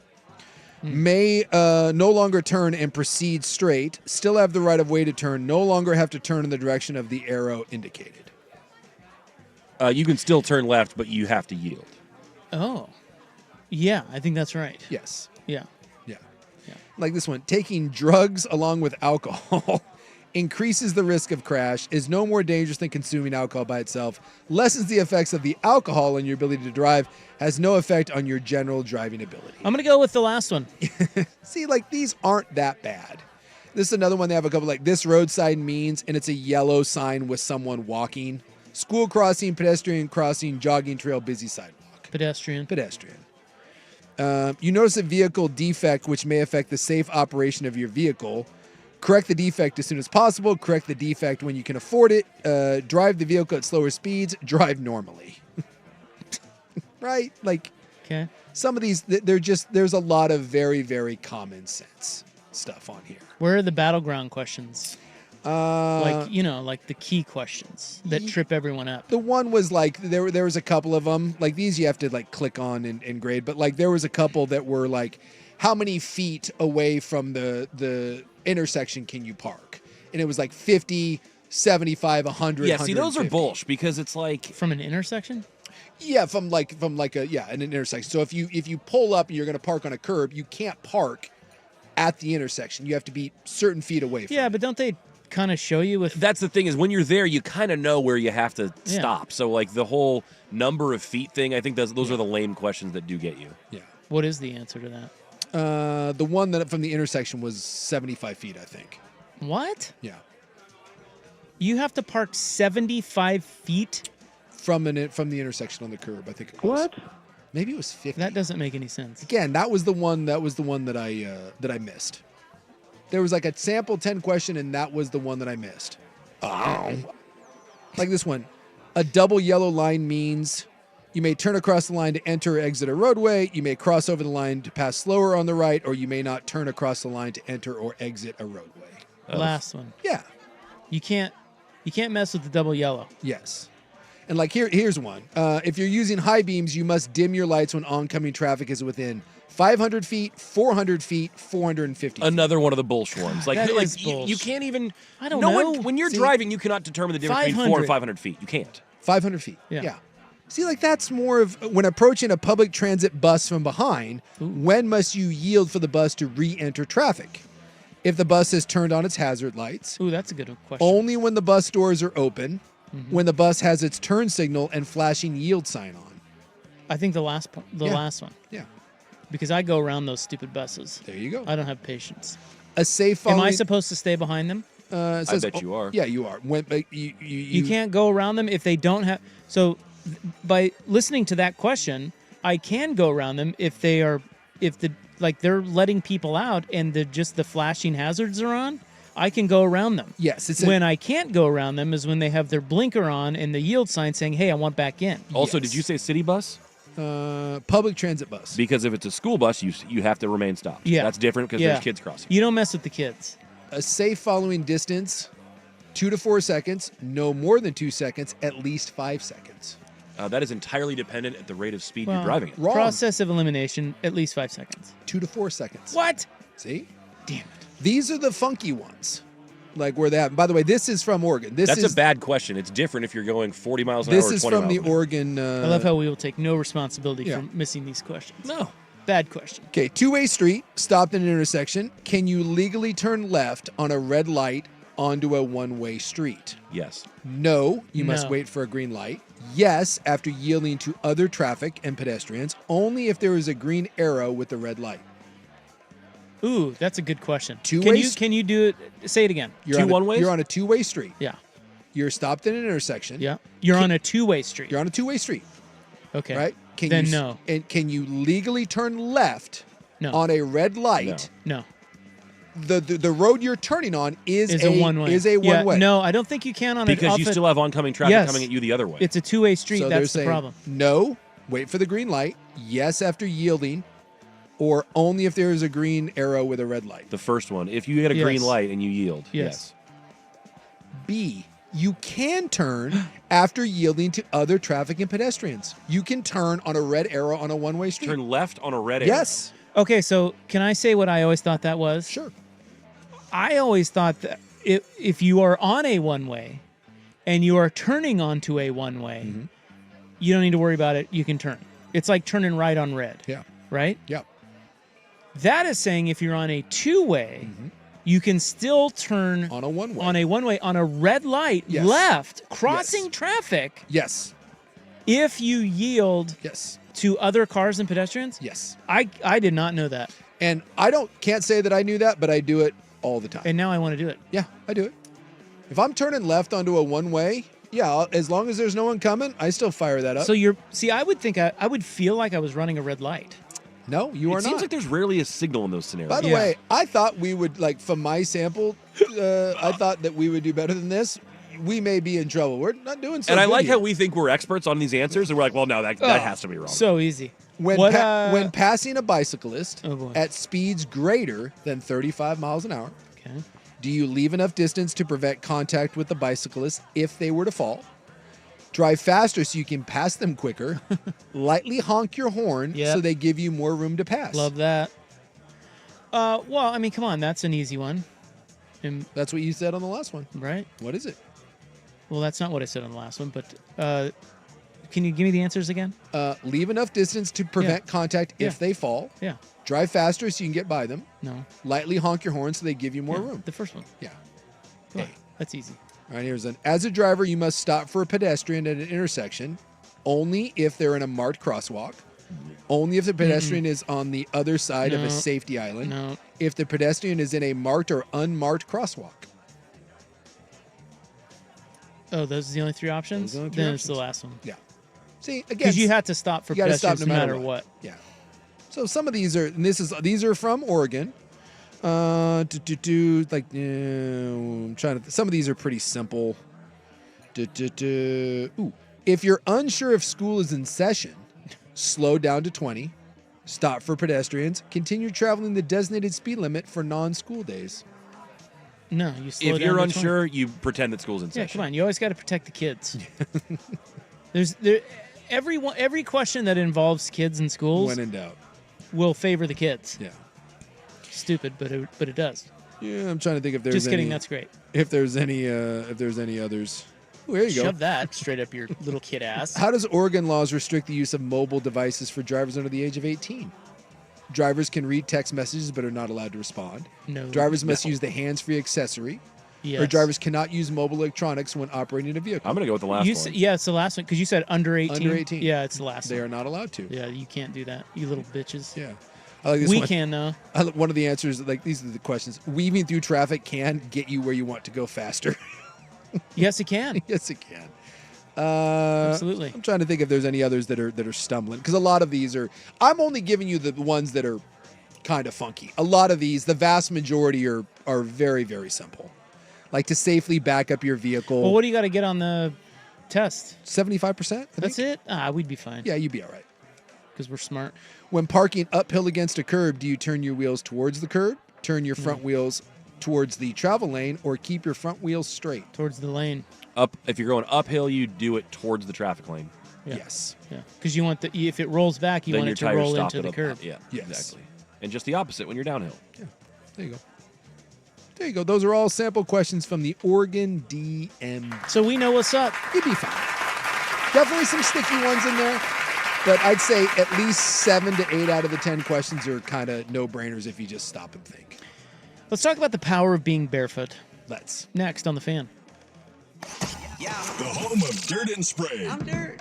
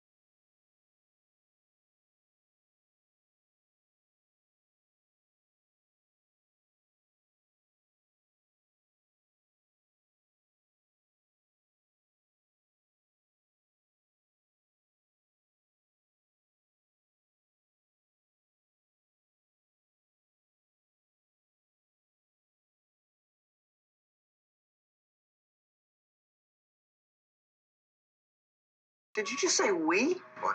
Did you just say we just stepped out of the shower? I said he. Right, okay. Club 1080 with Isaac and Souk is brought to you by Pub Beer, the official beer of Cheap Fun. Double Sun Power! Okay, we've got a barefoot man to talk about here. Jace. I like being barefoot to an extent. This man looks exactly like you would think he would look. What's the name here? He looks like Forrest Gump. Okay. And he walked barefoot from L.A. to New York. Ooh. Yeah. Really? Barefoot. So That seems like a bad 3,000 idea. miles? Yep. 260 days it took him, and he did set the Guinness World Record. He is a Dutch man. Oh, yeah, I see him right here. His name is Anton Newtonboom. He is a Dutch Army veteran. And Thank you for your service. He walked over 3,100 miles over 8.5 months. Never in shoes or socks. I'm always fascinated, but so 8.5 months, what do you do, like, for Nothing. a living? Like, you just, who has 8.5 months to walk? Well, he said his wife and his kid followed him in a van. Boy, how fun for them. Yeah. It was just the thing that he Want to wanted. watch Dad walk through New Mexico today? Yeah, that just seems... It was the thing he wanted to do. They call him the Barefoot Dutchman. How original. And, yeah, that seems like a kind of a lame That's the best you had? nickname. You got to do something with Newton Boom. Clearly. Like Foot and Boom or something? I don't know. Just workshopping here. Yeah, he said that he could have worn socks or shoes while taking breaks, but he decided not to. They went through the desert and snow, shards of broken glass. When a car tire blows, there are metal pins in them, so I had to pull them out of my feet quite a lot. The first month or so was more interesting because my skin was still soft. Mm-hmm. And you have the concrete of the roads. It becomes like sandpaper. Little rocks would just go inside those wounds. So they were in a camper van following him. Where they would sleep was a full surprise. They would never know until you get to the end of the day. In the bigger cities, it'd be like Walmart parking lots because they have toilets out there. Sure. But he said a lot of times they were in the middle of nowhere, desert, forest, surviving on canned foods. Occasionally, they would stay in hotels so they could shower, and other guests were taken aback by his lack of footwear. Yeah, I would say that's a little weird. His girlfriend's kind of hot. Yeah. Yeah, and he's pushing some sort of little stroller that he Yeah, I walks think with? that's where he's raising money with that thing. Yeah. So he served in the Dutch Army for 10 years. He did 3 tours in Afghanistan. And he timed the end of his voyage to coincide with Movember because it is a fundraiser for men's mental health. Sure. And so far he's raised over $40,000 US. Okay. All right, well. Again, how is he feeding his family? I don't know. Probably with that $40,000. Yeah. I thought that's supposed to go to the Well, men's mental health awareness. it's supposed to, but I wonder how much does of it that- ever? Yeah, that's what I wonder. You know. Yeah, boy, whatever you need to feel good about yourself. I'm just again, you know me. Anytime we have these stories that pop up, I always ask the same question: why? But you know, maybe you felt like it was something you really needed to do. Oh. Well, he says that he had financial pressure and heartbreak, and he was not in the right job, and he ended up back in a hospital, and he was in his bunk bed in his early 30s. He's only 37 now, and he realized that he just didn't have an identity, and he said he would just always pretend of this goal-driven life in the Army, but he didn't like that, so he ended up living near the beaches of Sydney, Australia, and he'd walk around barefoot. And he said that was the thing. He said he just sounds like a bum, to be honest with you.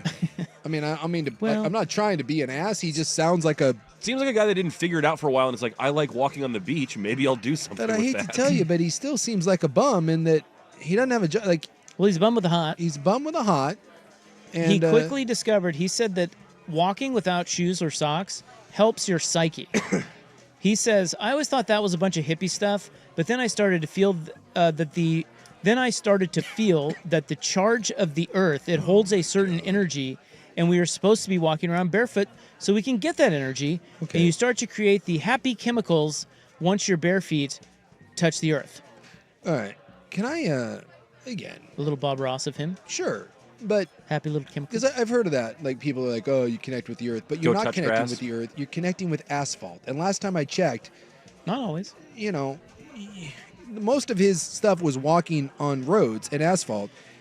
And they're like, well, our ancestors, what? The ancestors didn't have asphalt to walk on. This isn't some sort of Native American track through the woods of California and the highlands of the rock. Like you're just walking across freeways. Is that really? Well, he says the persona of the Barefoot Dutchman was born 5 years ago when he went to the base camp of Mount Everest barefoot, a feat that had never been accomplished. Now he just seems dumb. What do you want, prior. frostbite? I mean, his feet do look pretty gnarled, but I mean, I don't think his feet actually look bad because there's a picture of him. Yeah, I see him. I mean, certainly dark on the bottom. I don't know. That big toe looks a little sketch. I mean, where does the Barefoot Dutchman go from here, huh? Well, he says he wants to set more world records. So somebody texted him and said, this sounds like a guy that doesn't want to work and doesn't really have anything else to do. Yeah. He's searching for himself. Sure. And I'm how many walks is that going to take? I just got to believe that that money is not going to people with mental health. I'm with you. I think that money's going in his pocket. He's now Should he fire up an OnlyFeet? $92,000 now. His OnlyFeet for like Rex Ryan? Yeah, I mean, types? I don't know. Foot people got to be like, whoa, those dogs have traveled 3,000 miles. Oh yeah, I guarantee he's got an Instagram He's sort probably of packing thing. some heat. That's probably how he's making the money. He's a good-looking guy. He's got a hot. He definitely is a sexy homeless guy. Well, he is already homeless. set the record for the longest barefoot walk in 2021. That time he went 1,900 miles from Cairns to Sydney. Then in January, a Polish man broke that record. He can't have that. Yeah, well, Newton Boom reached out to him, and he sent him a message, said, I'm sorry, but I am about to double your ass. And like, he it did. got hot. And he did. So he says he plans to complete more world records. I will never do something as big as this again, let me say that. But there are world records that you can do in a day or two. And he's got a book, too, now that you can buy called Brave Men Talk. So Is that brave? Walking the... And he's not even talking. He's walking. What are you talking about, man? I mean, you wouldn't do it. No. No, because it's dumb. Yeah, I'm not saying I couldn't do it. I'm just asking, why would I? Because who's buying that book? You would. You because just read the story on him. Well, what do you need to know from who? Yeah. How many copies he's selling? Probably not a lot in there, but... Well, I guess he's inspirational to... You would do it if you're brave. That's Over what under you would 1,000 copies sold. do. Under. I think so too. About 500. Although I don't know. I don't have any frame of reference for books. Like when a book is on the bestseller list, how many is it selling? Well, yeah, there is You a know? specific number that it has to be that it has to reach, and I don't remember what it is. But yeah, it's not in comparative. There is a number of books for it to be on the New York Times bestseller list. That much I know. Have you seen the political people though that are smart that what they do? A book typically needs 5,000 to 10,000 copies sold in a week to be considered a bestseller. That's it? Yeah. In the country or in the world? 5,000? Just for that week, though. Yeah. I mean, it's got to do high volume over a short period of time. I think it's got to do that over and over again and stay there. That doesn't seem like that many. The best part though is Do like people read anymore? All the politicians will write a book and then they can use their campaign funds to buy the book and then hand them out. Yeah, So, it's like, shady as hell. So like every political person that has a best-selling book, yeah, it's because they can buy like 200,000 copies of their book. And then and then that money goes in their pocket. It's money laundering. It's kind of kick-ass. I kind of wish I did it. That's interesting. Yeah.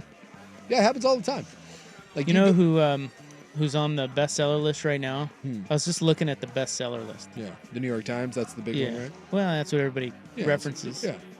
That guy, the Russian guy who they held in captivity and then because he was opposition to Putin. Yeah. Navalny. Yeah, Navalny. He's on a bestseller. Well, they published a memoir of his after he died. Oh. I bet that's interesting.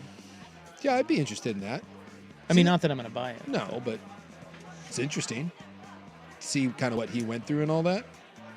What if it's written by Putin though? It's like, and it just talks Putin's about his ghostwriter. Talks about how awesome it was, like in captivity, and like how Putin's sexy, and he's got a bigger dong than I do, and like the biggest regret of my life was not being more like Vladimir Putin. Lee Child and Andrew Child have the #1 best-selling book in the United States right now called... Is that a Reacher? That's Yeah. In Too Deep. Yeah, that's the... A Reacher novel. Yeah, that's the Jack Reacher guy. That dude, like, craps a book out and it sells 1 million copies. People freaking love that. Well, Barefoot Dutchman. So if you're a bum and you don't know what to do, one, get really good looking and start walking and get a hot if you can. You know, Alex Van Halen has a book on here. Oh. #2 on the... I saw that. There was a review of that on Yeah. Rolling Stone because I guess he's notoriously quiet, but he wrote about his brother's passing and all that. It's called Brothers. Yeah. It's about his life with the band and, of course, Eddie. Yeah. I might... or Edward. I've got a couple credits on the old Audible book. I love a good musician biography. I might give that a whirl. And John Grisham has the #1 print and ebook nonfiction called Framed. That guy, you want to talk about a guy cranking them out. Yeah. How many books does that guy have? I'm not even sure he writes his own books anymore. I think that, like, no, seriously, I think that he has, like, a team that follows his formula, and he just kind of throws an outline. Are you at the wall. serious? I think. God, he's got 1 million books. That's the thing is, I don't think he couldn't write them fast enough. He just has, like, a little John Grisham factory. I don't read nonfiction, but I bet you I could name at least 6 John Grisham movies. And those are just the ones that have been turned into movies. Like Time to Kill, Runaway Jury. Time to Kill, The Firm. The Pelican Brief. Yeah. That guy, that guy's had so many books turned into movies. He has written 37 consecutive #1 fiction bestsellers. Jeez. What is that guy pulling in? God. Not to mention all the different ones that have been... like you said, I'm assuming he gets a big old chunk of money when they turn those into movies. When they get adapted into screenplays or shows, I'd imagine so. Yeah.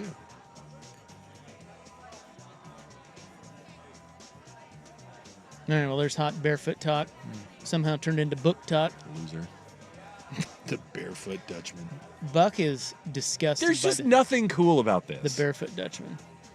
Yeah, it seems a little... It seems a little... The cause seems kind of like half... It's self-serving. Yeah. But look... Aren't all these things self-serving? Well, but, look, the guy was probably just going through it, and he didn't know what else to do, and he's like, F it, I'm going to try to do something cool for dudes. It's better than being a... Exactly. Well, if you're going to be a bum, at least be a bum with a hot girlfriend that walks, be right? a walking bum. That's something. Yeah. Yeah, I like where we're going. All right, Oregon Trail is back. That's next. Here's Buck. Now, from the Fan Sports Desk, a Sports Center update on 1080 The Fan. Ryan Buckley with this Sports Center update. First on The Fan. The first college football playoff bracket has been released. The Oregon Ducks earning the #1 seed as expected. If this bracket result were to hold, they would take on the winner of #8 Tennessee versus #9 Indiana. However, this bracket will change many times before December 8th when the final bracket is revealed. Some breaking news in the NBA today. The league has suspended Sixers big man Joel Embiid for 3 games for shoving a reporter in an altercation over the weekend. A bunch of trades in the NFL Tuesday. The Commanders acquire Saints Pro Bowl corner Marshawn Lattimore. The Steelers acquire Jets receiver Mike Williams and Packers pass rusher Preston Smith. The Cowboys pick up receiver Jonathan Mingo from the Panthers for a 4th-round pick, and the Lions bolster their pass rush trading for Browns veteran Zadarius Smith. More sports scores and stories in 30 minutes. I'm Ryan Buckley, the 1080 The Fan Sports Desk. Listen live or on demand on the Odyssey app, the Fan's desktop player, or tell your smart speaker to play 1080 The Fan. Got a smart speaker? It's The Fan in your office and every room of your home. Tell your smart speaker to play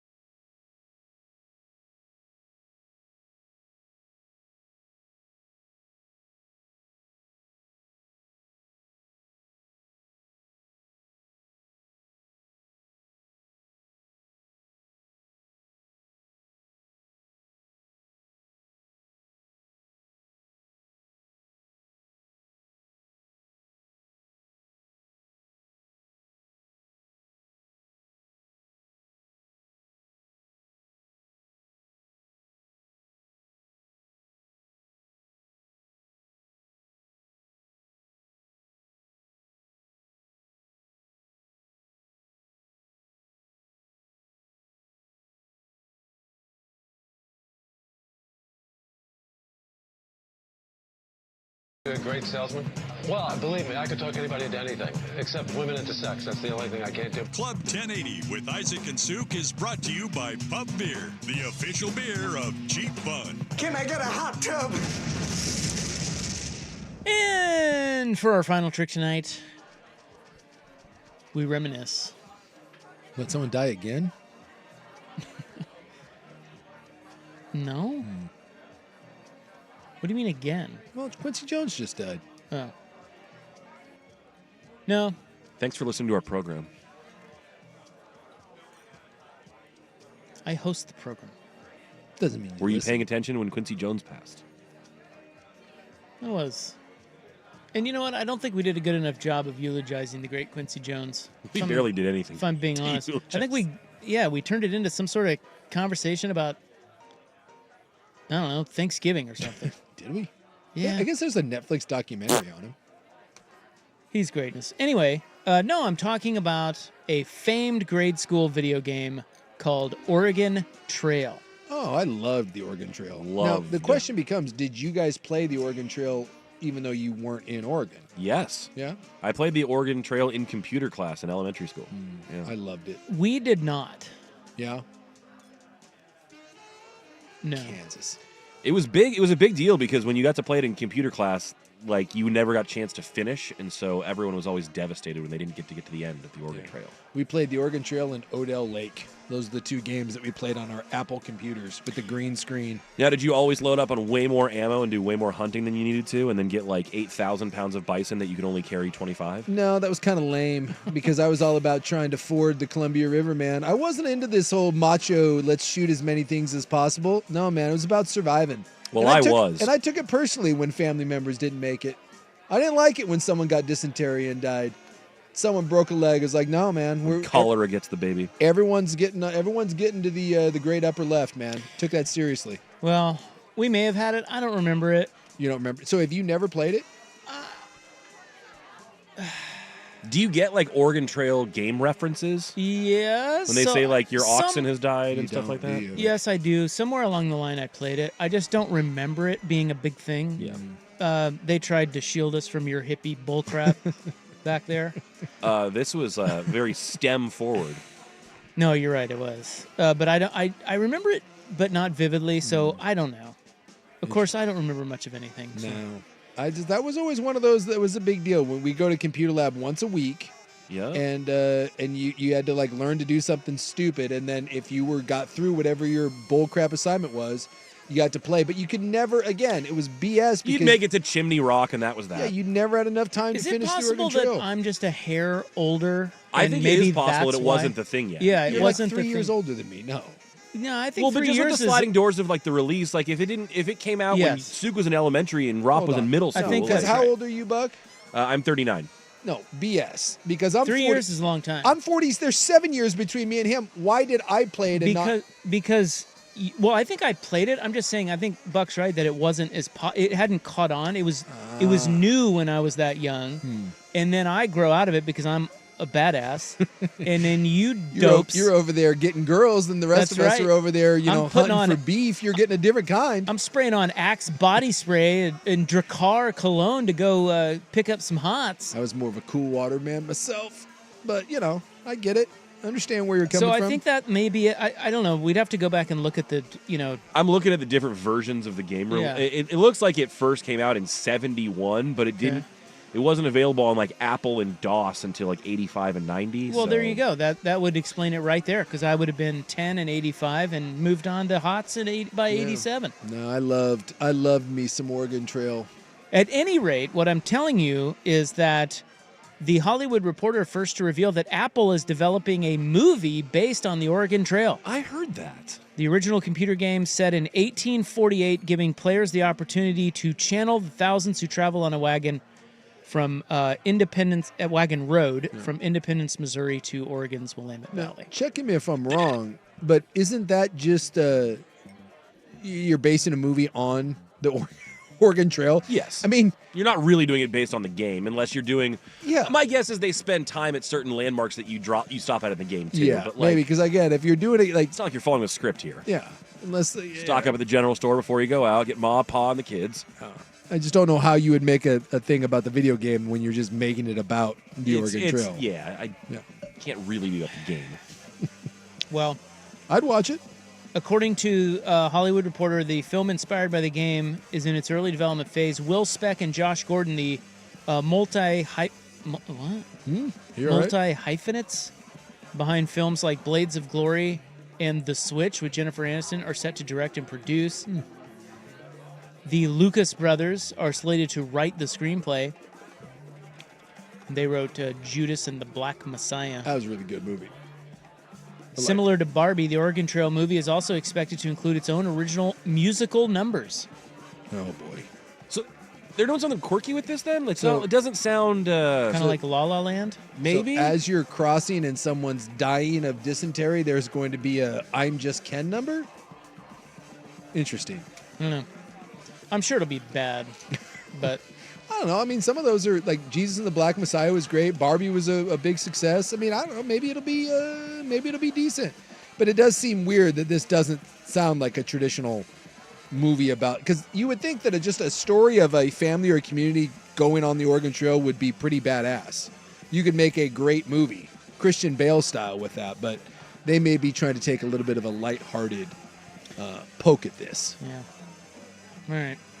Also, I would like to point out that the Oregon Lab computer adventure led to the greatest ass kicking that I've ever seen. Did you have the one kid that was like in charge of the computers? Like he was like the computer guy? See, again, I'm just a You're little just a bit little older. older? We didn't really have a computer lab. I kind of know what you're talking about. He's like the class aide We had of. we had a kid named JP. I forget what his last name was, but he was whatever you think of like a 1980s nerd into computers, it would be him. And he was like captain of the computer lab.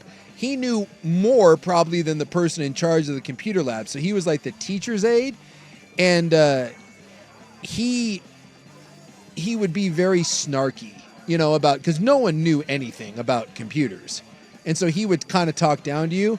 And he talked down to a Latino gal who was very much into the Latino gang kind of. They wore like the baggy dickies and like wife beaters, the big eye makeup. And she uncorked the greatest ass beating that I've ever seen in the history of the school fight game. JP got it, huh? Oh, well, is that because he couldn't really fight back? Because it was a like he weighed like 104 pounds, and so she just whipped. She was like But didn't you all have that gal that hung out with kind of like the gang? That she was just a bigger. We gal? had some tough gals. Yeah, but they would only fight other girls. Oh no.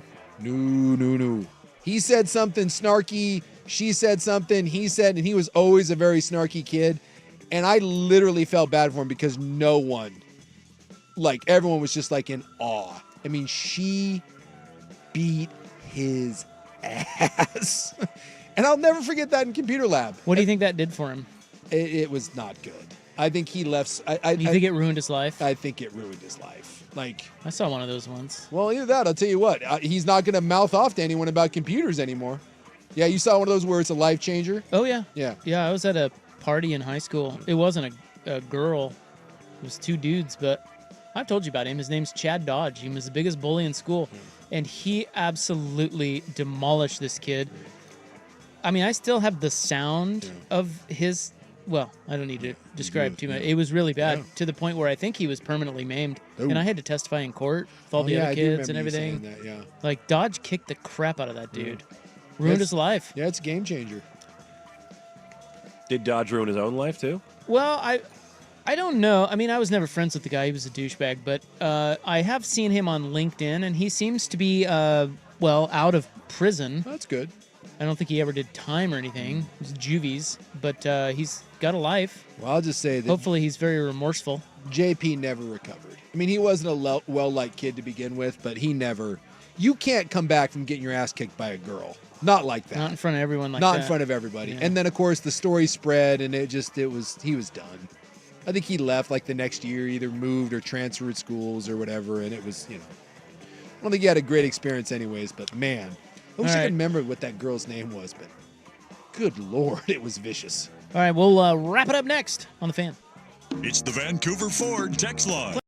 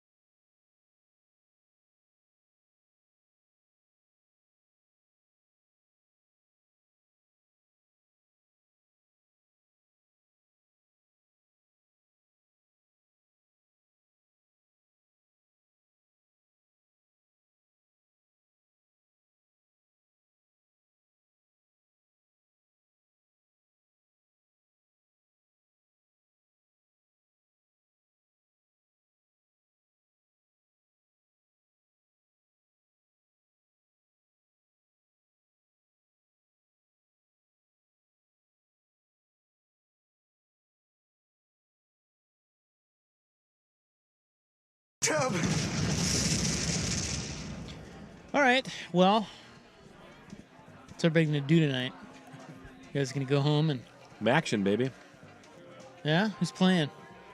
There's a game between Miami of Ohio and Ball State, and the punter for one of the teams threw a pick six.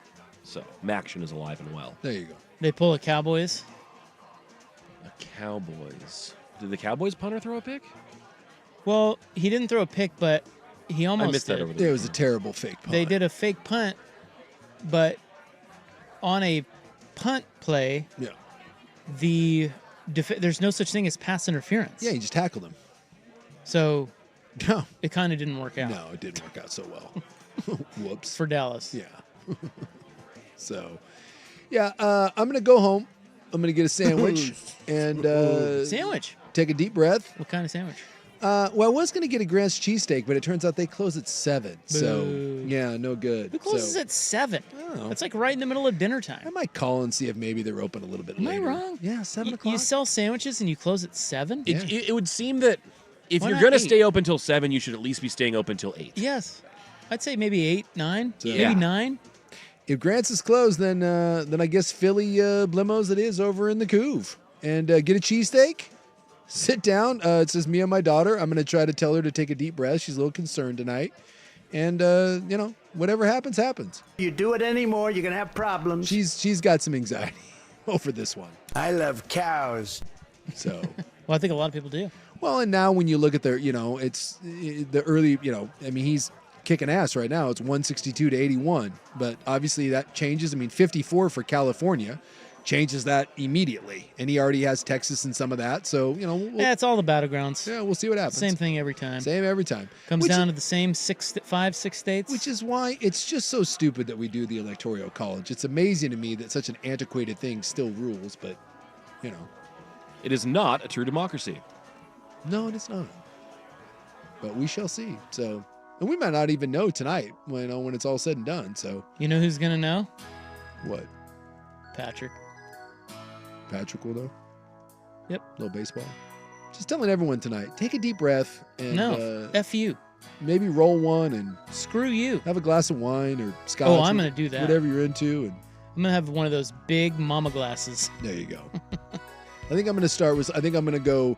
And I'm going to enjoy every minute of it. Well, this Isaac's is- going to drop a 10 mg gummy and just go, yeah. Depending on where this goes, there will either be a nice, sophisticated Lagavulin glass or two to kind of celebrate, or if it goes the other way, we got a bottle of Tully's that's just looking to be So when to your be gone guy, through. if Yeah. your guy were to lose, Yeah. when do they call you to the Capitol to riot, like they did last time? Well, we're not doing that for a while, right? Oh, that we won't got be to till fight. January. Yeah, January. We got to fight through the courts. And Hey, all that. Inauguration Day is the same day as MLK Day and the College Football National Championship What? this year.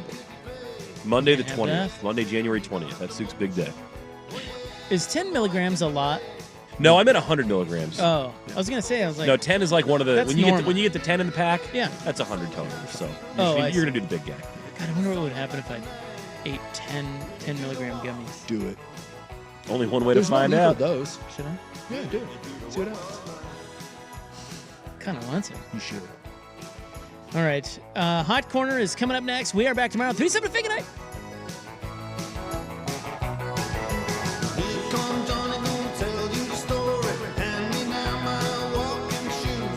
Friendships of Spain.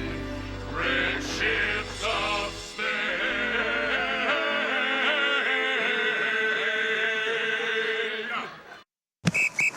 All right, gentlemen, this is Emmett Smith on behalf of Depend, and I've got the perfect